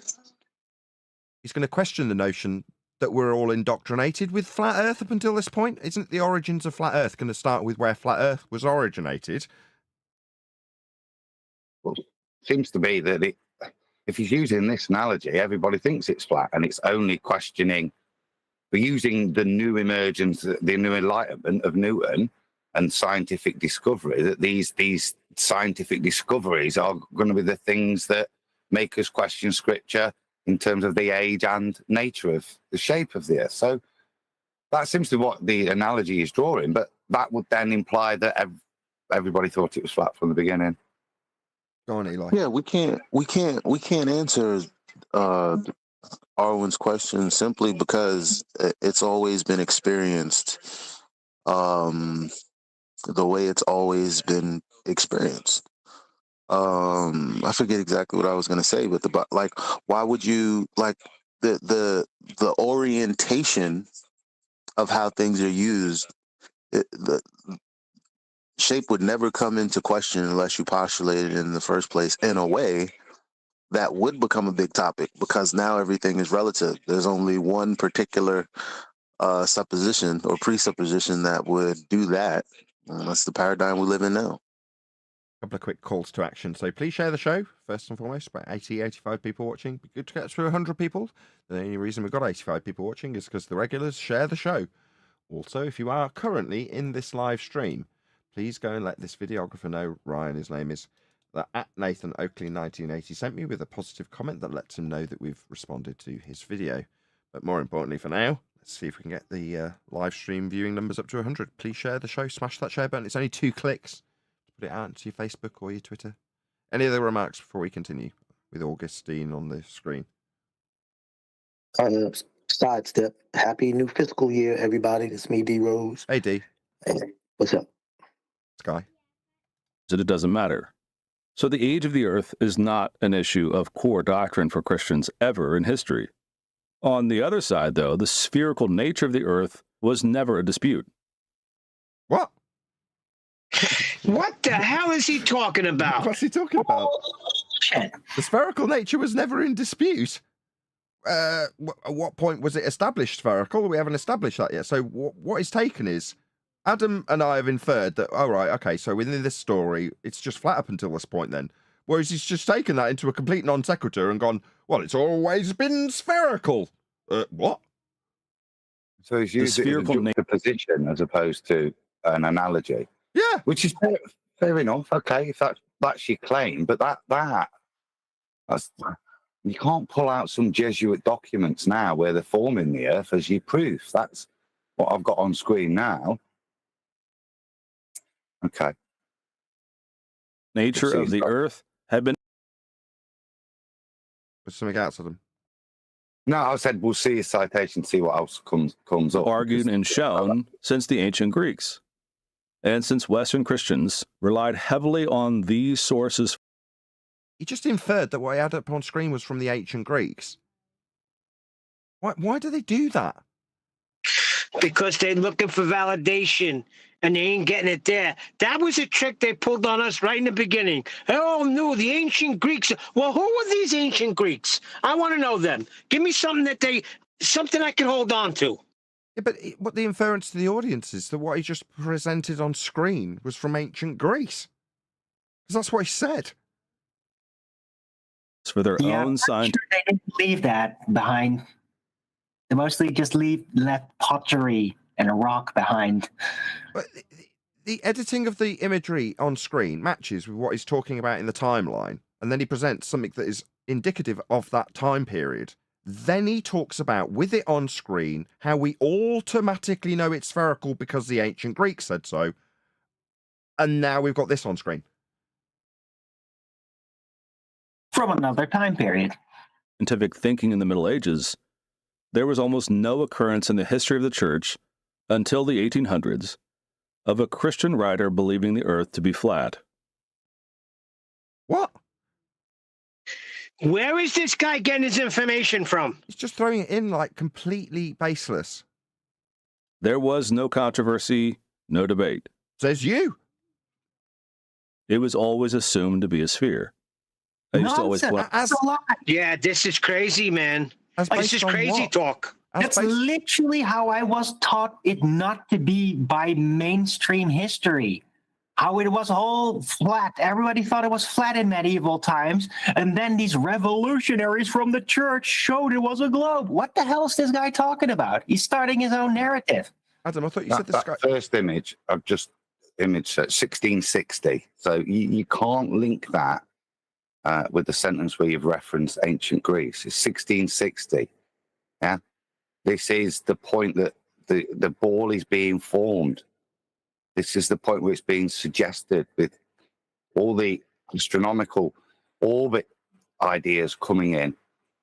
Yeah, but that's not a citation of ancient Greece, is it?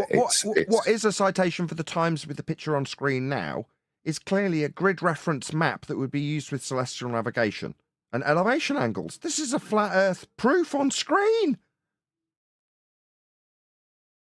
How is this globe shaped?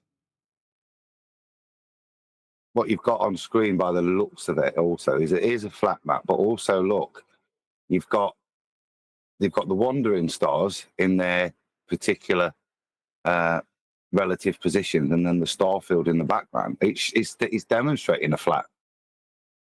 This is a there depiction on that left-hand side that's used in navigation that would represent the world as a flat plane with a dome over it for your perspective view of the stars. That's how this tool on screen that he's saying it's always been considered globe-shaped. Why in unholy hell are they measuring it and moving on it and mapping it flat then? It's just wrong. Flat out wrong, mate. No, you know what I think it is, Nate? I think it's almost like when a child is quite hideous looking and you raise that child and tell them, no matter what, nobody tells you, you're the most beautiful person in the world and nobody can take that away from you. And so it's just a reiterated point.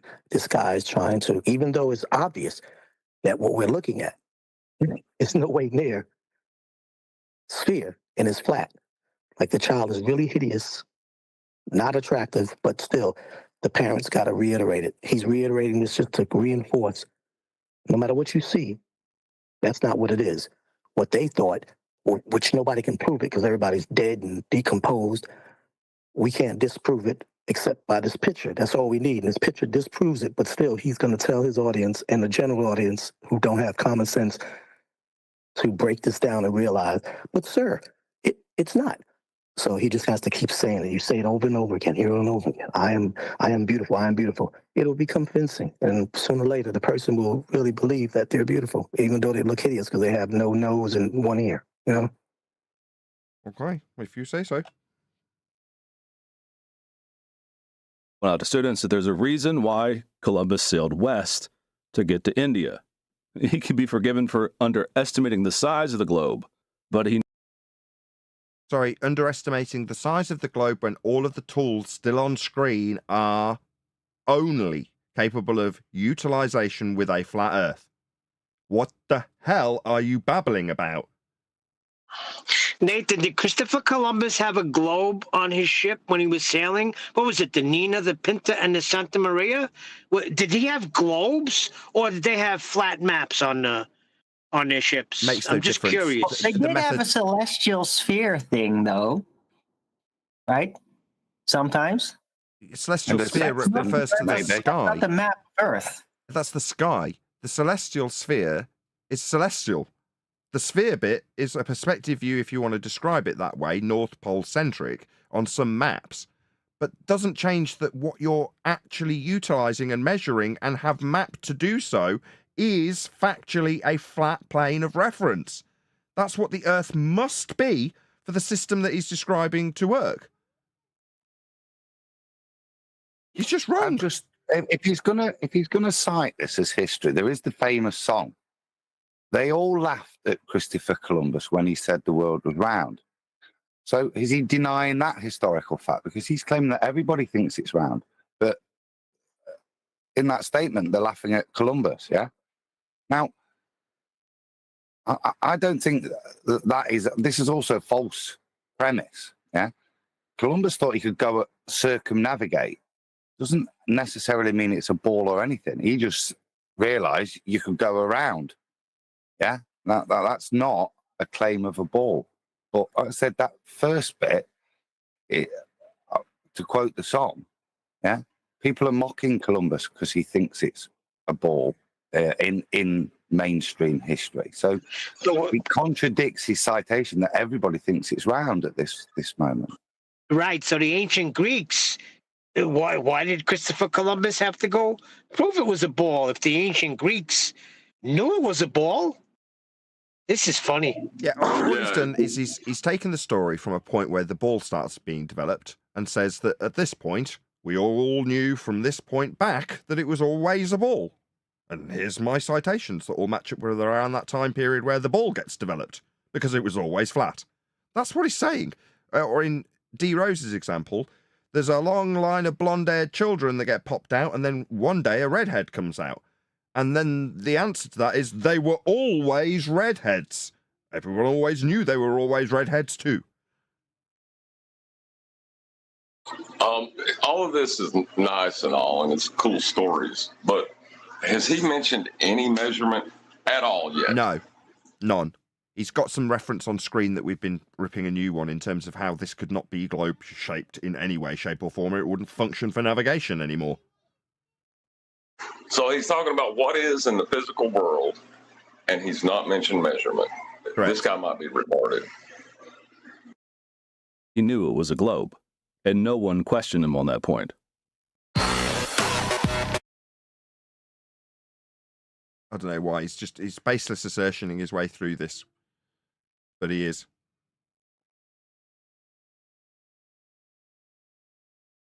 Ads. Sorry.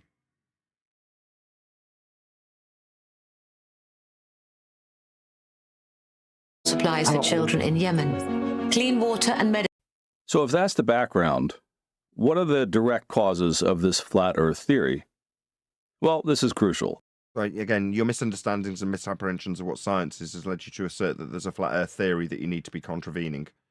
You haven't asserted any flat Earth theory. You can't assert a flat Earth theory. Flat Earth theory for a concrete noun is a bastardization of a cause and effect reasoning methodology that would need something to be happening for you to qualify it in this term. This isn't going to be a theory. It's just going to be a straw man. There was an inordinate amount of fear for Christians in the early 1800s who felt that their faith was eroding. And for a very small number, that fear became overwhelming. But the fear and consternation was not being led by pastors, bishops, elders, or deacons.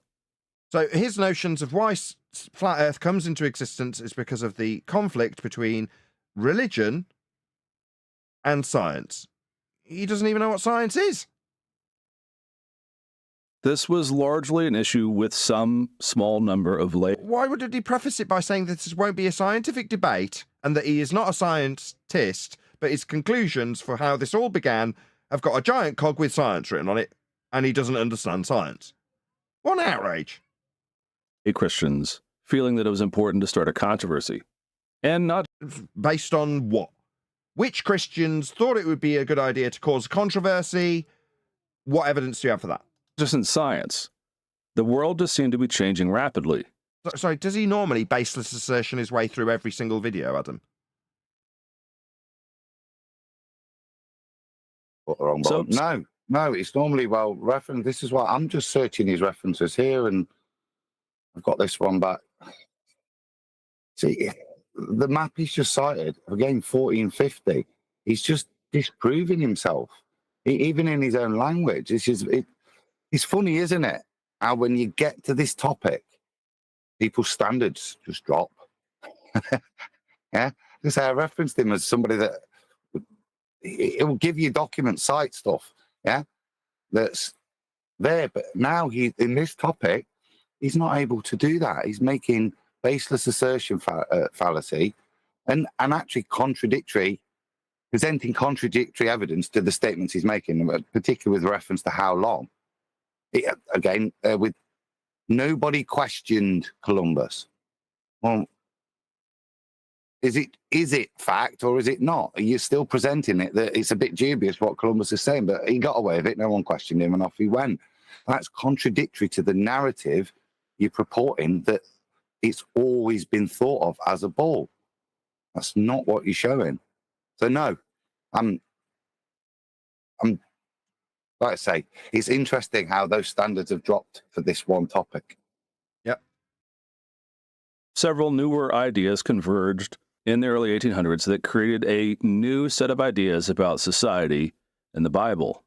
I would describe many of them as, though it might sound contradictory, progressive primitivism.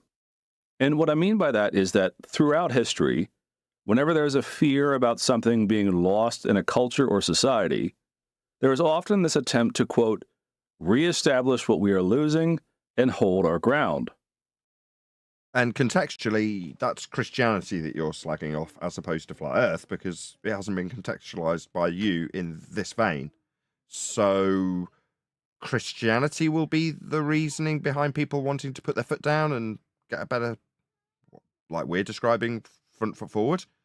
Because how's that flat earth related? It's just Christianity, according to you. This is true in religion, this is true in politics, this is true in a lot of areas. The problem is that sometimes the ground that is being held was never part of the olden days in the first place. So the instinct to be primitive, old, or traditional ironically winds up introducing something new. Hence the somewhat contradictory label, progressive primitivism. What the hell is he babbling about? Folks like this form up rank and end up defending a point that was never defended before. So what did a few people turn to? Well, socialism and flat earth theory. First, in the early 1800s... What? Yeah. Wow. How long have we been in? He's literally flipping it all inside out, man. He's flipping it all inside out. The whole socialists were all like freaking globe enthusiasts. All of it. He's just lying. Go on, Refracted. You could grant all of his nonsense up to this point, and it is all irrelevant. Measurement is what matters. Is he ever going to mention a measurement at any point? No, but he will completely twist what actually happened in history and what is even said to have happened in history. Like it's just his version. Like he doesn't know any better. But this is literally false. What he's rolling out. I mean, that's fine. It's all irrelevant. Progressive. What was it he called it? Just some nonsense buzzwords. Primitivism. That's what he said. Primitivism. Progressive primitivism. What a social bunch of nonsense. Just buzzwords. 1800s, in England, we have the rise of utopian socialism. This is a movement often referred to as Owenite or Owenism. It was a countercultural movement against the Industrial Revolution that wanted people to live in sectarian communities and work together for a socialist vision. Nothing to do with flat earth. This has got nothing to do with this subject. The idea here is that in the olden days, people did not work in factories, and we need to return to a quainter life of farms and communal living, much like in a village. And flat earth. And while Owenites are not fully socialist in the modern sense, Karl Marx would later cite their work positively in his manifesto. I'm not going to go on and on about this, but early socialism does factor heavily into the foundation of flat earth theory. Where? Show us. Show us the citation, you lying bastard. Sorry, it's just baseless assertion after baseless assertion. It's poisoning the well. Why are we becoming communists? I know. To do it. I just want to reference what John said. We need some measurement. The measurement's here. He's used this. He cited it himself and found it. So we know we've got. I'll just read the description of what this is described as independently. A nautical chart. You know what they are? They're flat maps. Yeah, of the Baltic Sea and the Med, accompanied. This is it by a circular world map. And if you zoom in on it, you can see it's just a polar projection from the middle of the Med. It looks like it's hard to make it out exactly, but again, it's a flat projection. And accompanied by a celestial sphere, showing you the layout. Yeah, because there's all the planets, the wandering stars, and then there's the star field. And you see in the old order, the old flat way of describing things. This is how it's done. Look at it. That's not on a ball. It's flat. Yeah. There's the star field in the outer heaven. Yeah. So this is flat evidence.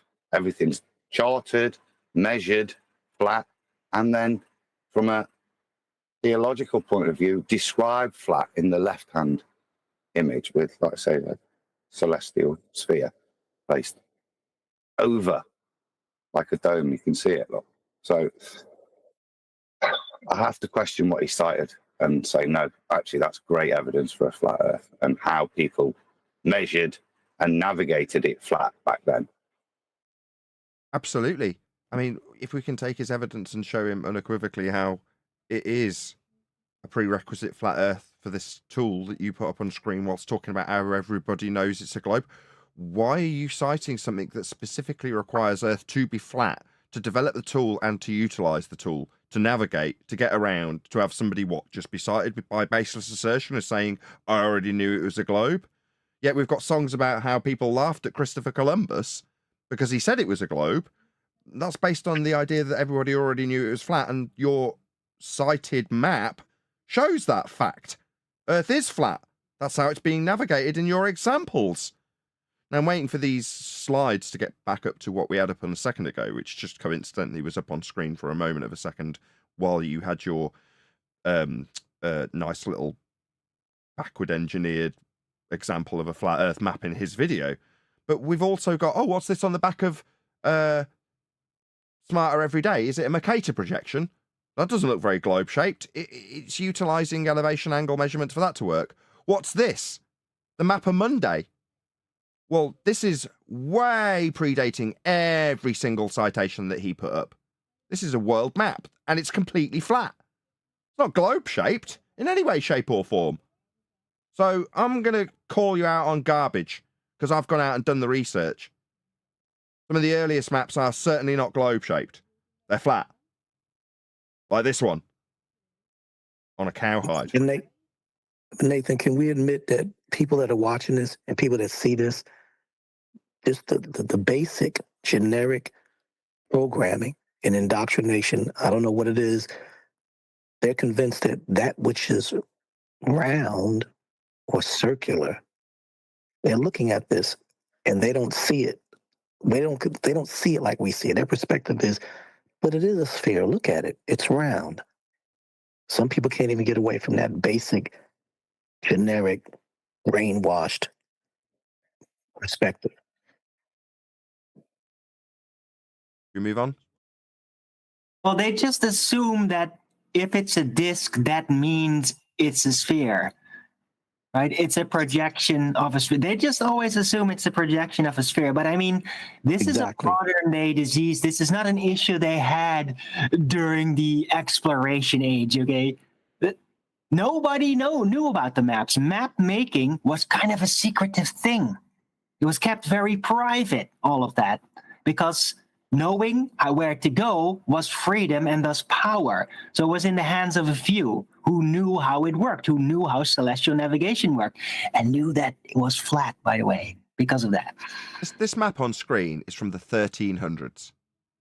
I mean, if you can beat that in terms of going back and showing me something that's mapping the world as a globe, then, I'll look at it. But as far as I am concerned, and to this day, Earth is negotiated flat. Shout out to Retro Bill for the super chat, who says the current Guinness World Record for unback claimed in a series of Jeopardy here. Yeah, just so many baseless assertions, Retro Bill. Couldn't agree more. And as we found out, this guy's got a higher standard. I'm glad Adam knows who he is. Hold him to task. The second is a general hatred for Newtonian physics and science. This is a very rare opinion, though.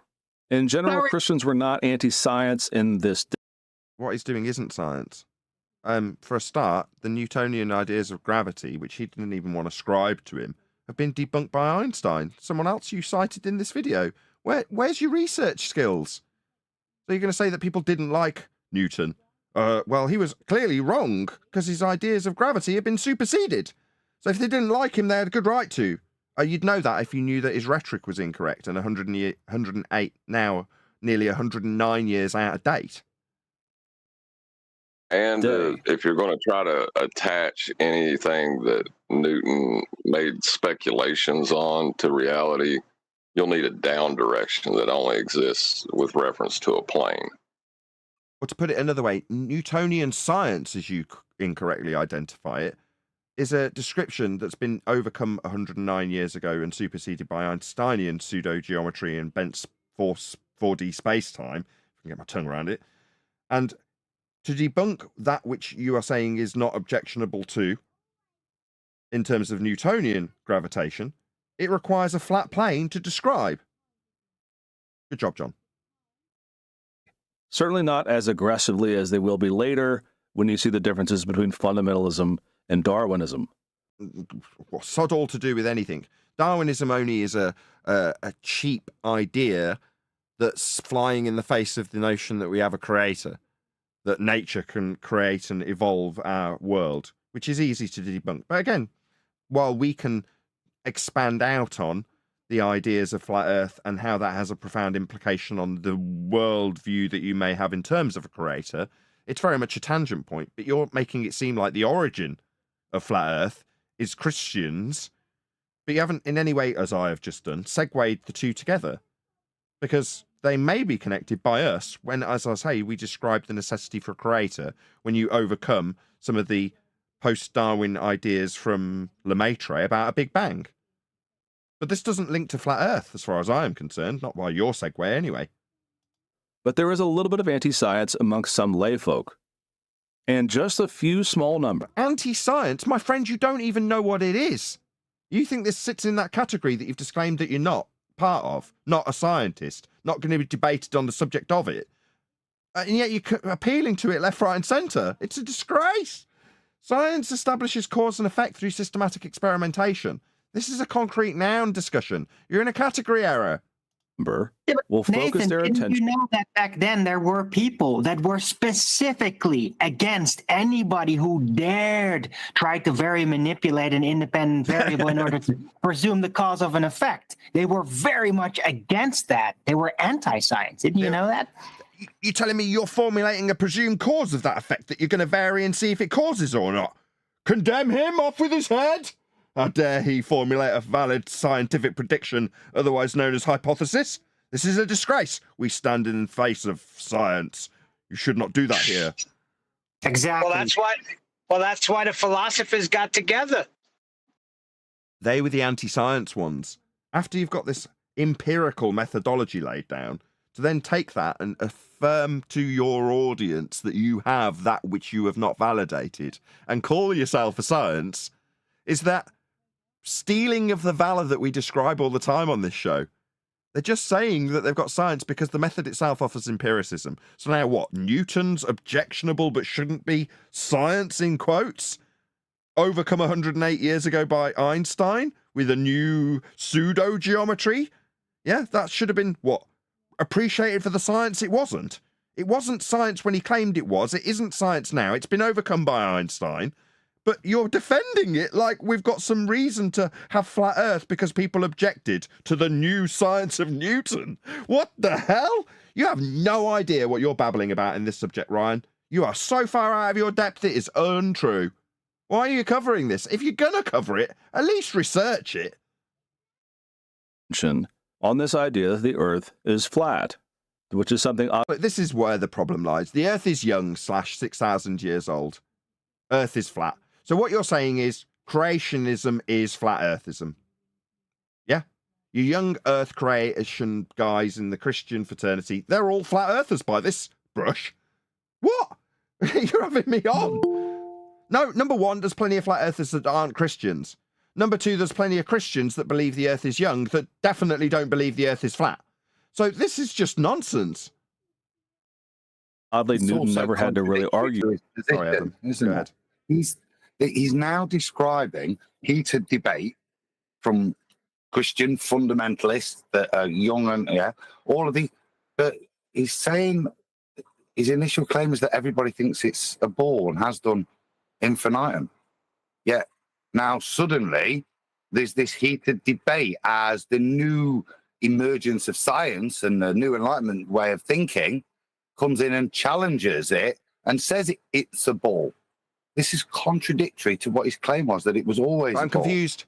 Sorry, they came in and challenged that it was a ball, so they were challenging everybody who already knew, and it had been like that since ancient Greek, and they all knew it to be a ball. They came along at this particular time period and challenged them that it was a ball, and met with great opposition from the people who all knew from the times of the ancient Greeks that it was a ball anyway. Obviously, that makes total sense. No, they all understood and appreciated and navigated it flat, and then these tossers come along and start telling him it's a ball, and everybody's in great opposition to that because it's a recent thing. Being on a ball isn't that old. Well, he is keeping it in the context of religious belief. He's not mentioned measurement one time. So that's where he wants to keep this in a place where it can be argued. You can't argue measurement. Oh, he can argue against young Earth creationists, therefore, if he bundles them in with flat earthers, it's not a discussion of measurement. It's just a discussion of your religious faith in young Earth. I mean, flat Earth. You four. But more importantly, they're going to double down on the age of the Earth. So the flat earthers and their argumentation is going to be to double down on the age of the Earth. When I show you that Earth is measured flat in your own examples, and Adam takes literally one of your screenshots and shows how Earth is navigated, developed, measured, and showed to be flat in your own bloody examples. Yet we, a flat earther that we're now being stereotyped as with the young Earth creationism juxtaposition, are going to argue indefinitely about how young Earth is when we come on to flat. No. We're going to tell you how Earth's measured flat. Punchline, Neil, punchline. We're going to tell you how Earth's measured flat immediately the moment you arrive here. And we'll see how you cope with that. That's what we'd do. It doesn't matter how old it is. It's measured flat, navigated flat, and has been for quite some time, even in your own examples. What are you going to do with that? Tell me that I should be arguing how young Earth is? Yeah, you're not going to last very long in this arena, my friend. Go on, Neil. We never ever talk about the age of the Earth. What the hell is this guy talking about? He needs a stereotype to win against, so he's got this straw man set up with nobody to oppose, and now he's going to take it apart in the rest of the video, undoubtedly. Being roughly 6,000 years old. Okay, so with that in the background, we can discuss the origins of flat Earth. In print, probably the first mention of the flat Earth theory was in 1819, in a book called... Oh, right around the time that everyone's opposing this new idea of globe, when actually they all know it's a globe anyway, and they're coming up against opposition when they're showing it's a globe. Right around that time is actually when you started having problems with flat earthism. I see. It's almost like they've taken history and inverted it, isn't it? Weird that, isn't it? Fittingly, the Anti-Newtonian. It was published anonymously, which is a feature of early flat Earth theorists. Really? So even though you've got early flat Earth theories now emerging, from the globe that they all knew, and they're opposing the globe that they're showing it to be. None of this makes any sense.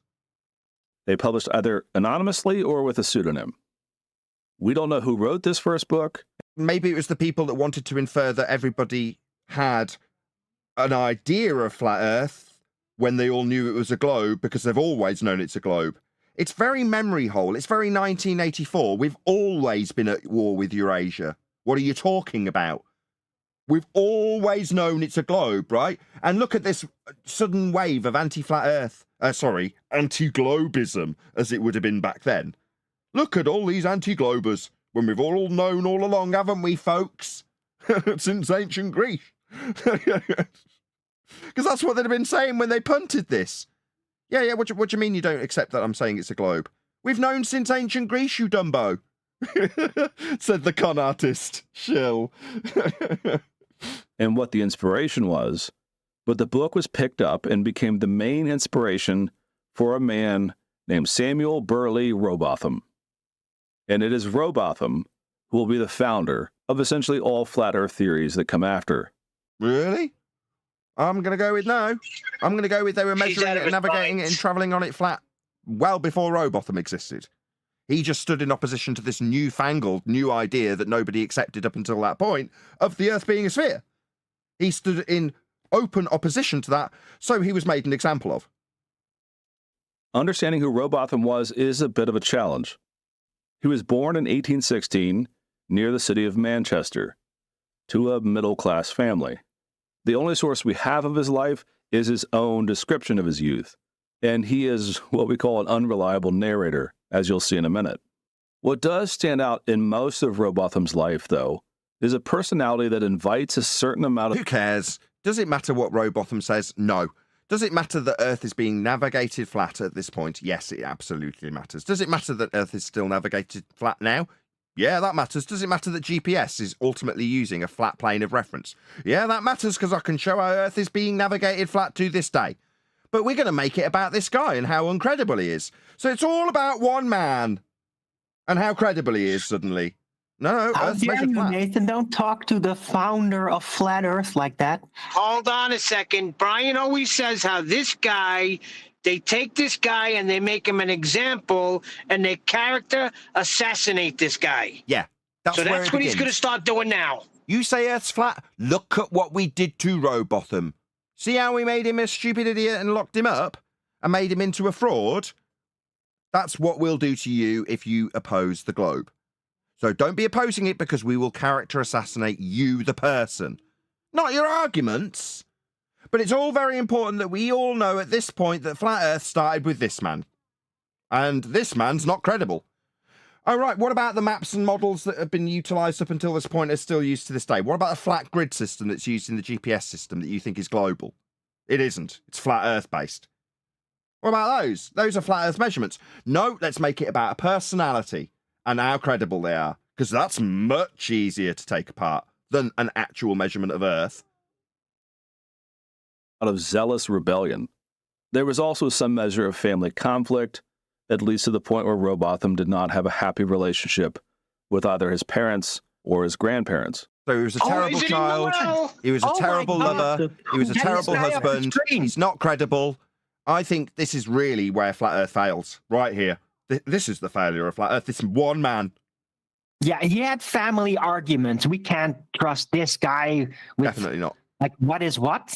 What about the How map dare that you you? produced? What about the map that this guy himself put on screen? What about Ryan's map that he presented that he picked out of a line of maps that he could have put on screen when he was talking about how everybody knew Earth was globe-shaped? Why is it that my panel member, Adam, can take that image, do a little search on it, and prove beyond all certitude that Earth at that particular time period, like it is today, was being measured, mapped, and navigated flat? But yet you think it's all about Rowbotham? I couldn't give a toss about Rowbotham and how everybody besmirched him for standing up against the globe that was being punted, newly punted at this time, to the point where one man felt he needed to stand in a... mean to his mother, Nathan. It's inexcusable. I heard that his mother, No, no, Arwin, that joke's he said twice it's a now dead through rebellion. me. Yeah, thanks. He tells us in the book that by the age of seven, mind you, that he had serious doubts about Newtonian physics.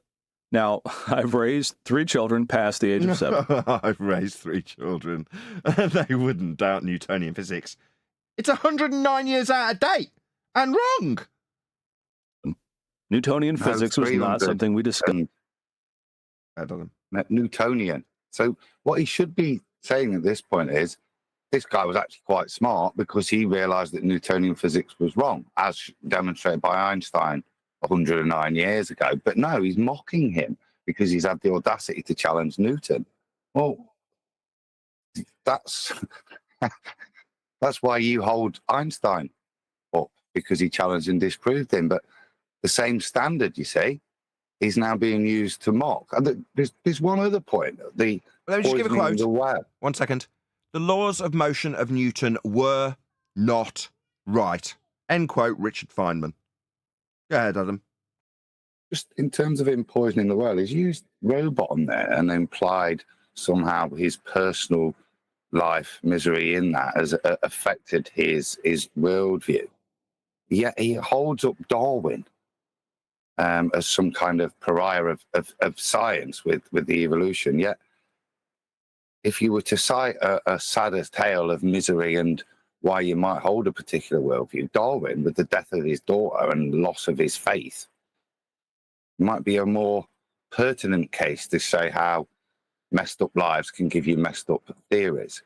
Yet he's decided, very strangely, to attack Rowbotham's credibility on that. I mean, I know he was born in Manchester, but you can't hold that against him. Just at that stage of life. Rowbotham, though, tells us that he avidly hated Newton from almost birth. At one point, he even snuck out of a class presentation on astronomy as a silent protest against Newton. Something else is probably going on here, though it's hard to say what. Whatever It just could be that he's wrong, as was shown 109 years ago by Einstein when he superseded his nonsense theory that mass attracts mass, non-scientifically validated and requested by Newton in his own words to not be ascribed to him. Yet this guy hated Newton. Yeah, well, Newton stands for everything that's wrong about heliocentrism in your current paradigm. You'd know that if you knew what pseudo-force-based geometry was from Einstein. You'd know how wrong Newton was, and therefore how anti-Newton this guy was absolutely correct to be at even age 7, making him far more intelligent than you, because it seems that you're defending with your these kids that I've got wouldn't be so bold as to challenge this anti-Newtonism as this gentleman here did at 7. Yet he was right, wasn't he? We all knew that 109 years ago, when he was demonstrated and superseded to be wrong with the falsely ascribed to his name Newtonian gravity. Go ahead, do whatever. Desperate to get through what I'm really enthusiastic. Not you, Neil. That was me interrupting Nathan. Yeah, right? at the point I was I'm the most interrupting before you enthusiastic. interrupted. At the He point was that I'm at my very crescendo, early you to decide you're going to rant through me. I'm sorry. I was just going to say he got there very early before all this official statement of Einstein about Newton. So when it was still sort of officially being accepted, Newtonian mechanics, he was already seeing it was wrong before it was even official. So he's very smart, very quick to spot that. But he's got the narrator Nathan- laughing at him and saying, oh, well, I've got kids. But check this out, y'all. Who knows? Hold on, wait 1 second. You got the time wrong. You said 7 years old. He said from birth, Nathan. Don't you remember from birth how many people you hated? I'm gonna answer, I don't know the chronology, but maybe this guy inspired Einstein. Wasn't Einstein the anti-Newtonian? Either way, in their own rhetoric, icon? either way, this guy's mocking Rowbotham for being anti-Newtonian. Okay, well, that, as it turns out, was the correct position to have, but yet he's being mocked.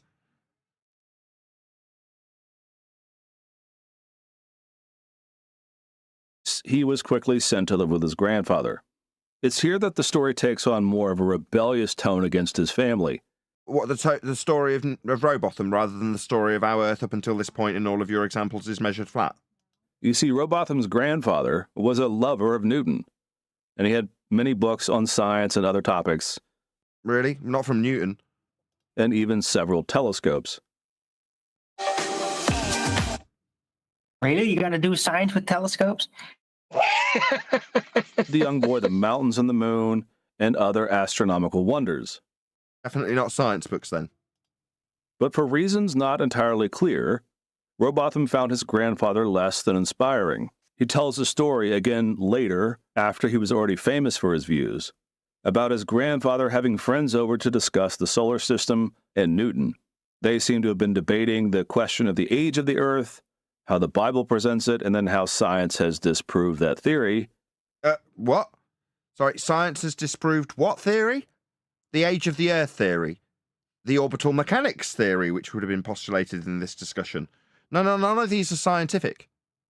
Maybe look up what science is, because you profess to not being a scientist, yet you're leaning on it non-stop, to my outrage.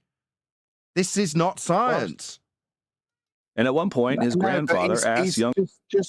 Just on that, what he's trying to do is poison the well to give false motivation that for some reason he hated his granddad enough to disagree with Newtonian principles. That's not what I'm hearing. I'm hearing citation that from a very early age, this person was exceptionally well read and mixed in circles of much more than his peers, his elders, discussing these concepts from a very early age. So by the time he gets to writing his book, he's exceptionally well versed. Yes. But he also didn't get on with his mother. Young Rowbotham, then only age 9, how he felt about the subject.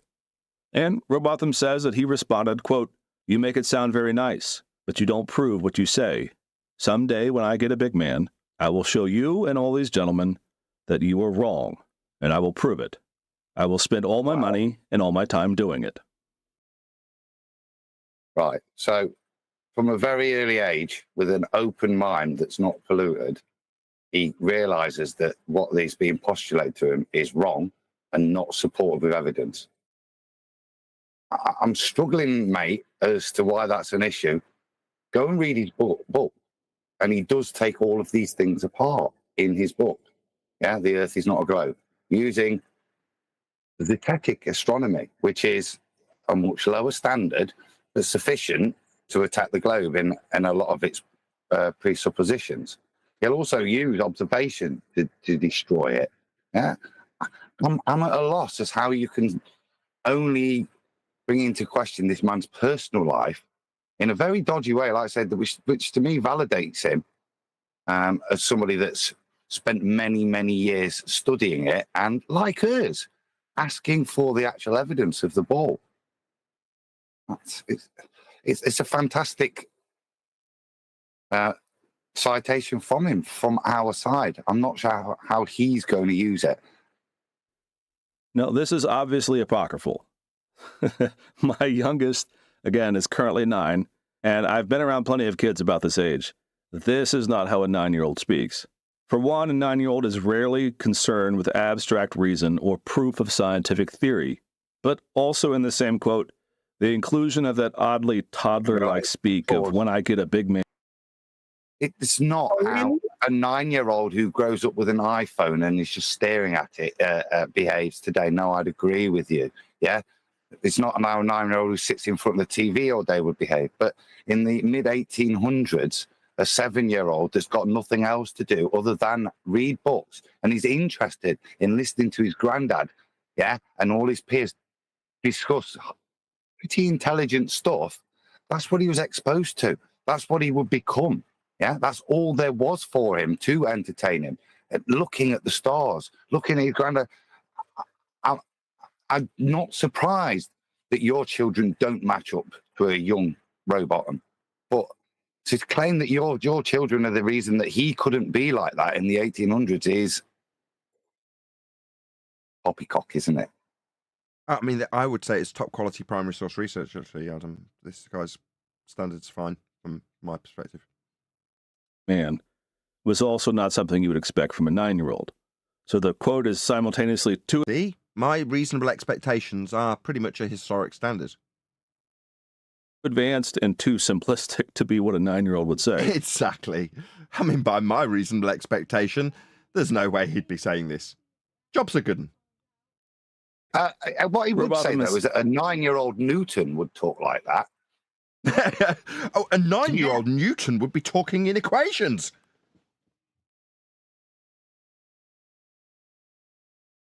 Fudging the details here. Now, of course, throughout history, this sort of myth-making is very common for the founders of movements. Plenty of people retroactively credit their later views to their younger selves.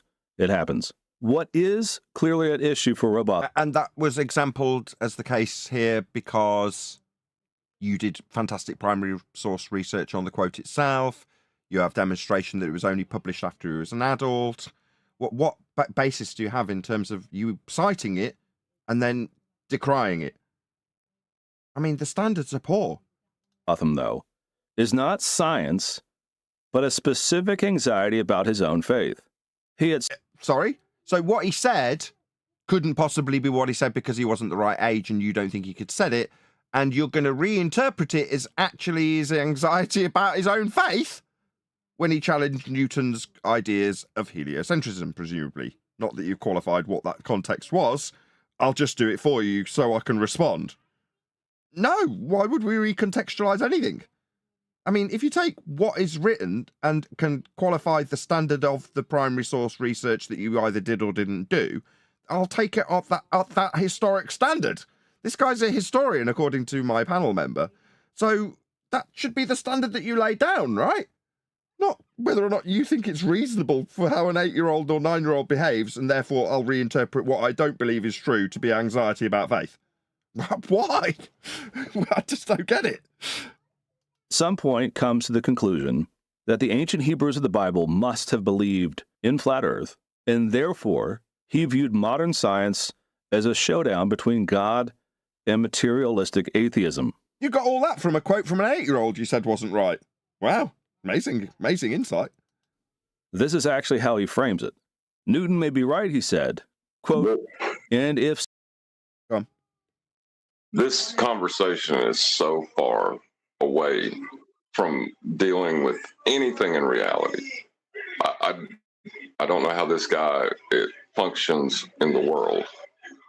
It has nothing to do with the topic that he set out to deal with. He may be mentally ill at this point, is the only thing I can think. So, there could be no heaven, no higher... He's trying to paint a case, isn't he, that flat Earth only emerged in the 1800s. He's not done a very good job so far, but this seems to be the mainstay of where flat Earth emerged from. It's a cult communist uprising caused by an idiot savant child who couldn't talk like that in the 1800s, and it's just a consequence of fundamental Christian behavior having issues with the Bible's contradictions to a globe Earth. That seems to be what he's claiming, that's where flat Earth came from. Well said. That's funny because I don't remember becoming aware of reality at 8, 9 years old and saying, wow, I live on a sphere. That never came to my mind. By that standard, there is absolutely no way that Rowbotham could have...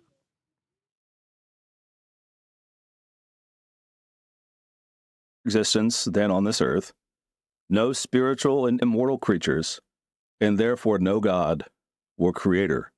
It's very clear that he's having a bit of a crisis of faith about this question, and he does seem to have struggled with it for quite some time. From his own biography, he describes how he struggled with his identity. He remarked that he went back and forth between a very strong atheism. Oh my God. Meanwhile, Earth's measured flat. And an equally... This is weird, isn't it? Because, well, you will, if you read Rowbotham's book, you will see that he will cite scripture. But it's not his be-all and end-all. It's not his proof. He'll just use it in addition to his proofs.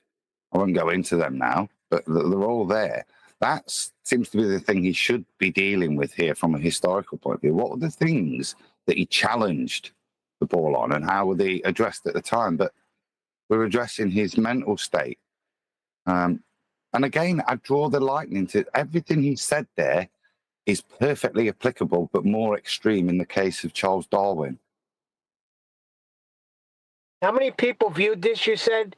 Because this is very damaging. There's a reason why this video has been put out. 54,000 so far. Nice. Strong form of fundamentalist zealotry. Gray areas are just not Rowbotham's thing. Whatever struggles he had as a young man, Rowbotham quickly found an anchor in socialism. Again, this is the Owenite ideal of the 1800s. But at just the age of 21, Rowbotham had already sided with socialism and found a community in Cambridgeshire, just north of the city of Cambridge, in an area known as the Fens or Marshlands. In 1838, a former Methodist preacher named William Hodson had established an Owenite community there. Oh my God, this is boring. And at a very young age, Hold on.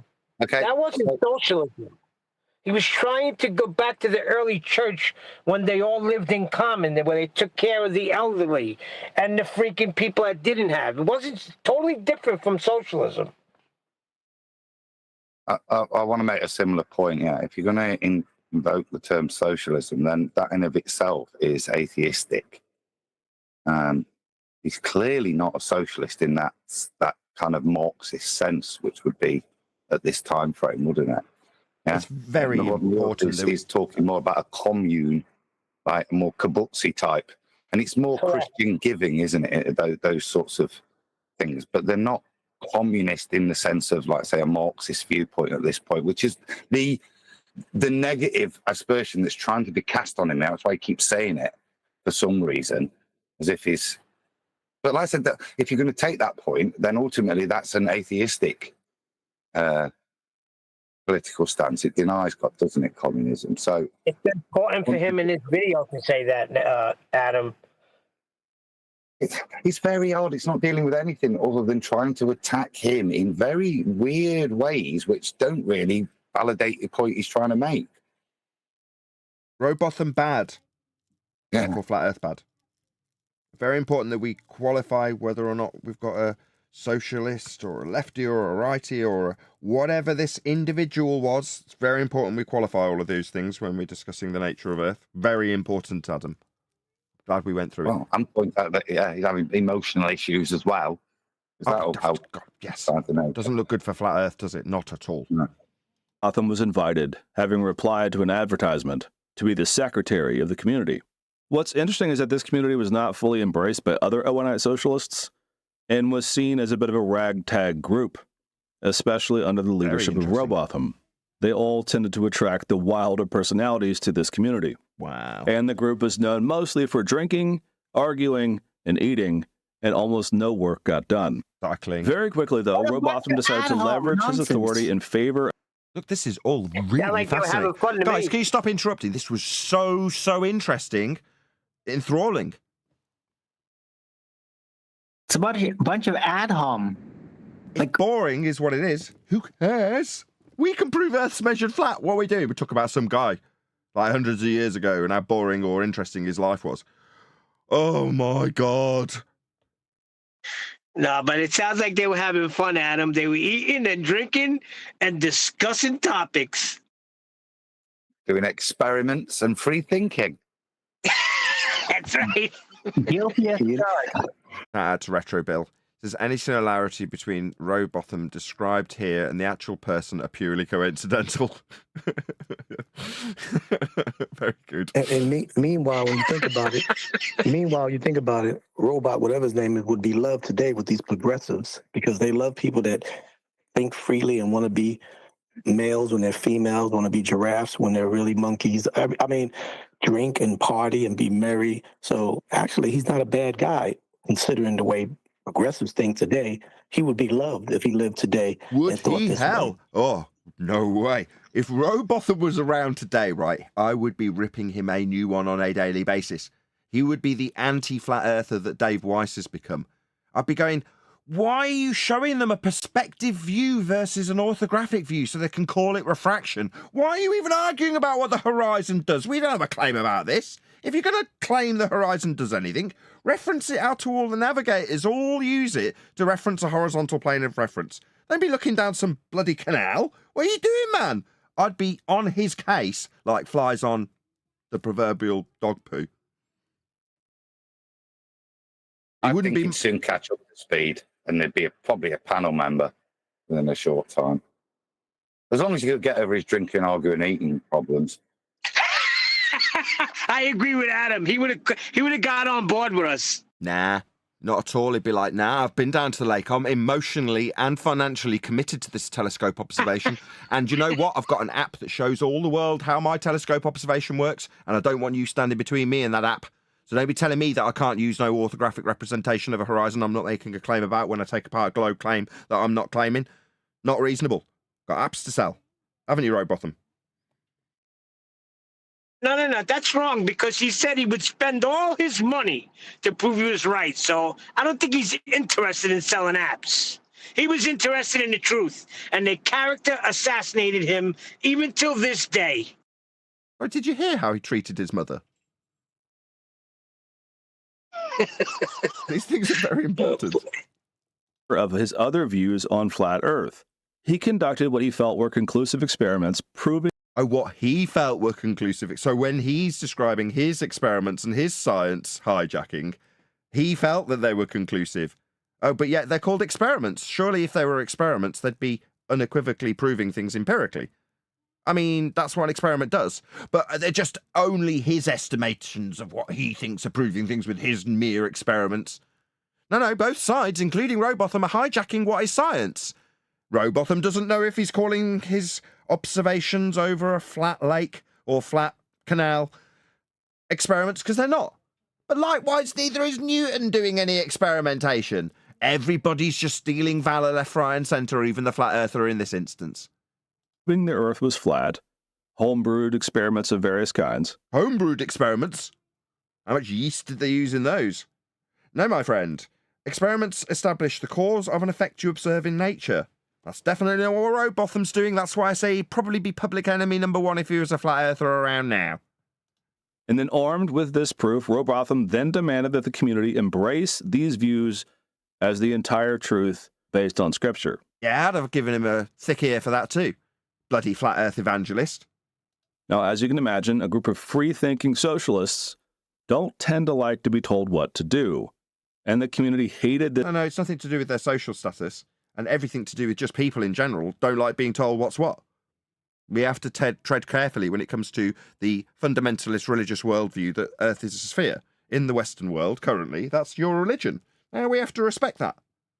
We appreciate that it's just a religious belief, but for us to enforce that upon you proactively, as you are describing Rowbotham to do, I would agree. I would say that's very unreasonable. Nobody likes being told what's what. Everybody likes to think they know what's what, though, don't they? This type of forced obedience, and they quickly voted Rowbotham out of office. They were successful in barring the door to Rowbotham's office until he went and retrieved a pistol, and suddenly he had the upper hand.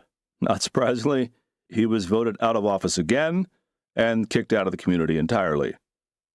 I like him. Well, he managed to paint flat earthers today as socialists. Anybody who hears this video, oh, those flat earthers are socialists. Right, Adam, what you got up? I assume it's Adam. Is this Arwin? Darwin. Arwin? It's only Adam and Arwin that tend to present without saying anything. But Arwin's presented it and just buggered off, which is fairly Arwin. But there we go. Such is life. We'll carry on. Rowbotham now turned his attention away from both socialism and astronomy to another pet project, finding the medicinal formula that would achieve immortality. Now, it may be easy to lampoon this, but such theories were around in that day. But what is interesting here is that, again, Rowbotham delves into a subject that he has never studied or been taught, and he has zero problem claiming to have official credentials on a subject that he's never really looked at. In this case, he wrote under the pseudonym Tryon. Sorry, a subject he never looked at, but simultaneously looked at from Seven, by your own reference. Oh, gotcha. So where Adam objects, pointing out that he's highly credible in terms of the research that he's obviously done and dedicated his life to, he's got no right looking at this subject, really, or commenting on this subject. And then later, switched to just calling himself Dr. Rowbotham. His theory was interesting. He believed that the body hardens over time. He noticed, for example, that infants have soft bones and that the elderly have stiff joints and other signs that suggest the body has hardened over time. He alleged that the body... Who cares? None of this is relevant. ...does this because it takes in quote-unquote earthy elements. I'm going to just... How dare you? He wrote this under a pseudonym, for crying out loud. Under another name. Why are you tying this in? He's just said earthy. Like, we'll hear why, maybe. If earthy isn't, then we'll spin on. Elements, like salt and bread, when in fact a healthy person should focus on potions that de-earth the body. His first suggestion was that nitric and hydrochloric acid would work, and later he settled on colon. This short work taught of astronomy. Now, it is clear at this point that he has borrowed most of his ideas from the 1819 pamphlet called the Anti-Newtonian. This short work taught the basic theory that the world is a flat disk with a wall of ice around the edge to hold. So kind of like Feast of Nonsense. So we're basically now going to get into the early permutation of the Feast of Nonsense that we still hear parroted by flat earthers to this day. This is the original. Nathan. Oh my God. You stopped. This is the original propaganda for Feast of Nonsense. This is where that began. So what is actually researched is how did they originally start to deceive people into being on a globe? And then we've got dates for it. And then how did they counteract the people who braced against that notion? Well, here's the propaganda. And what we have to this day is based on this propaganda. Hold in the water. Rowbotham began to write similar views under the pseudonym Parallax. He also traveled to any city or community that would have him, and he would lecture on the subject with earnest. Now, before we get into Rowbotham's ideas, we do want to point out that he is exceedingly charismatic and entertaining. This was often reported in the local news, and it explains why many of his views attracted attention in his early days. You know what that means, He was playing 3D chess. Probably a nutter. Means he's a nutter. There's no way Neil deGrasse Tyson would debate him, would they? Just in case, because of his career. What's the point? I gotta agree with Nathan now. I think he would have been our enemy, Nathan. You're right. Yeah, I would point out he didn't claim science. He goes to great lengths to point out this is not the purview of science, and that his methodology is his logical framework would be to use Zeticism. So he does recognize that in the things that he's trying to draw conclusions about, he can't use science, which is why he expresses the methodology of Zeticism is how he'll come to some of these Feast of Nonsense conclusions. But I don't think we'd have an issue with science with him. He does understand the distinction. But he has a contradiction because he says he's a Bible believer, but now he's searching for immortality. It doesn't seem like it adds up. I would even go further to say that if we did an Ancestry.com on David Weiss, there might be a connection because they are one and the same. But Dave's a Jew. One and the same. He's Christian. Oh. There's your first problem. Rowbotham is? Rowbotham's a Bible-believing Christian. Yeah, he's not. Okay.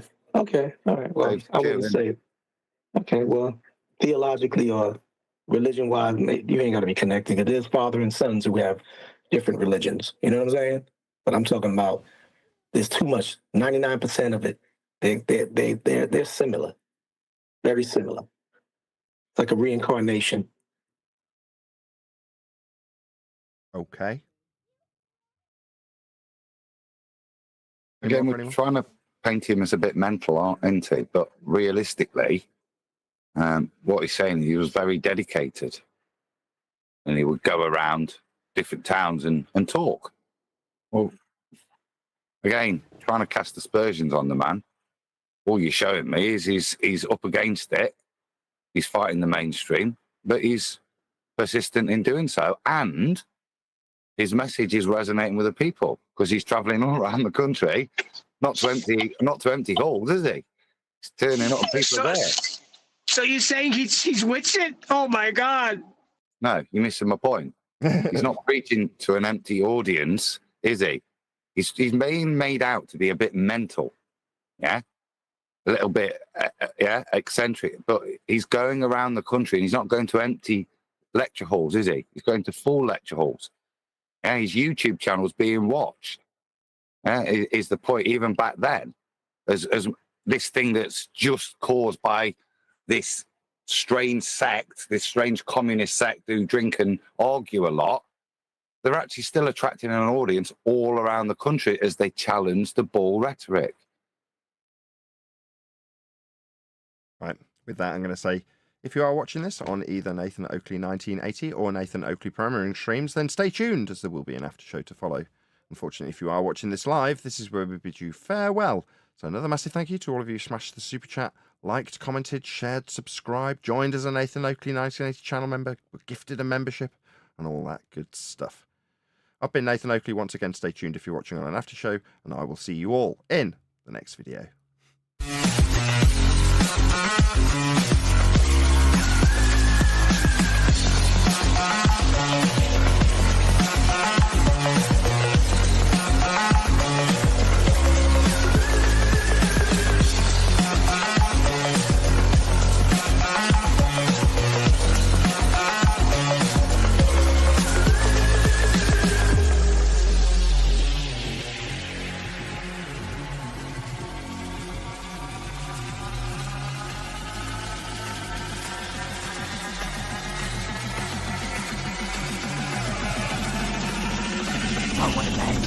What a lovely day!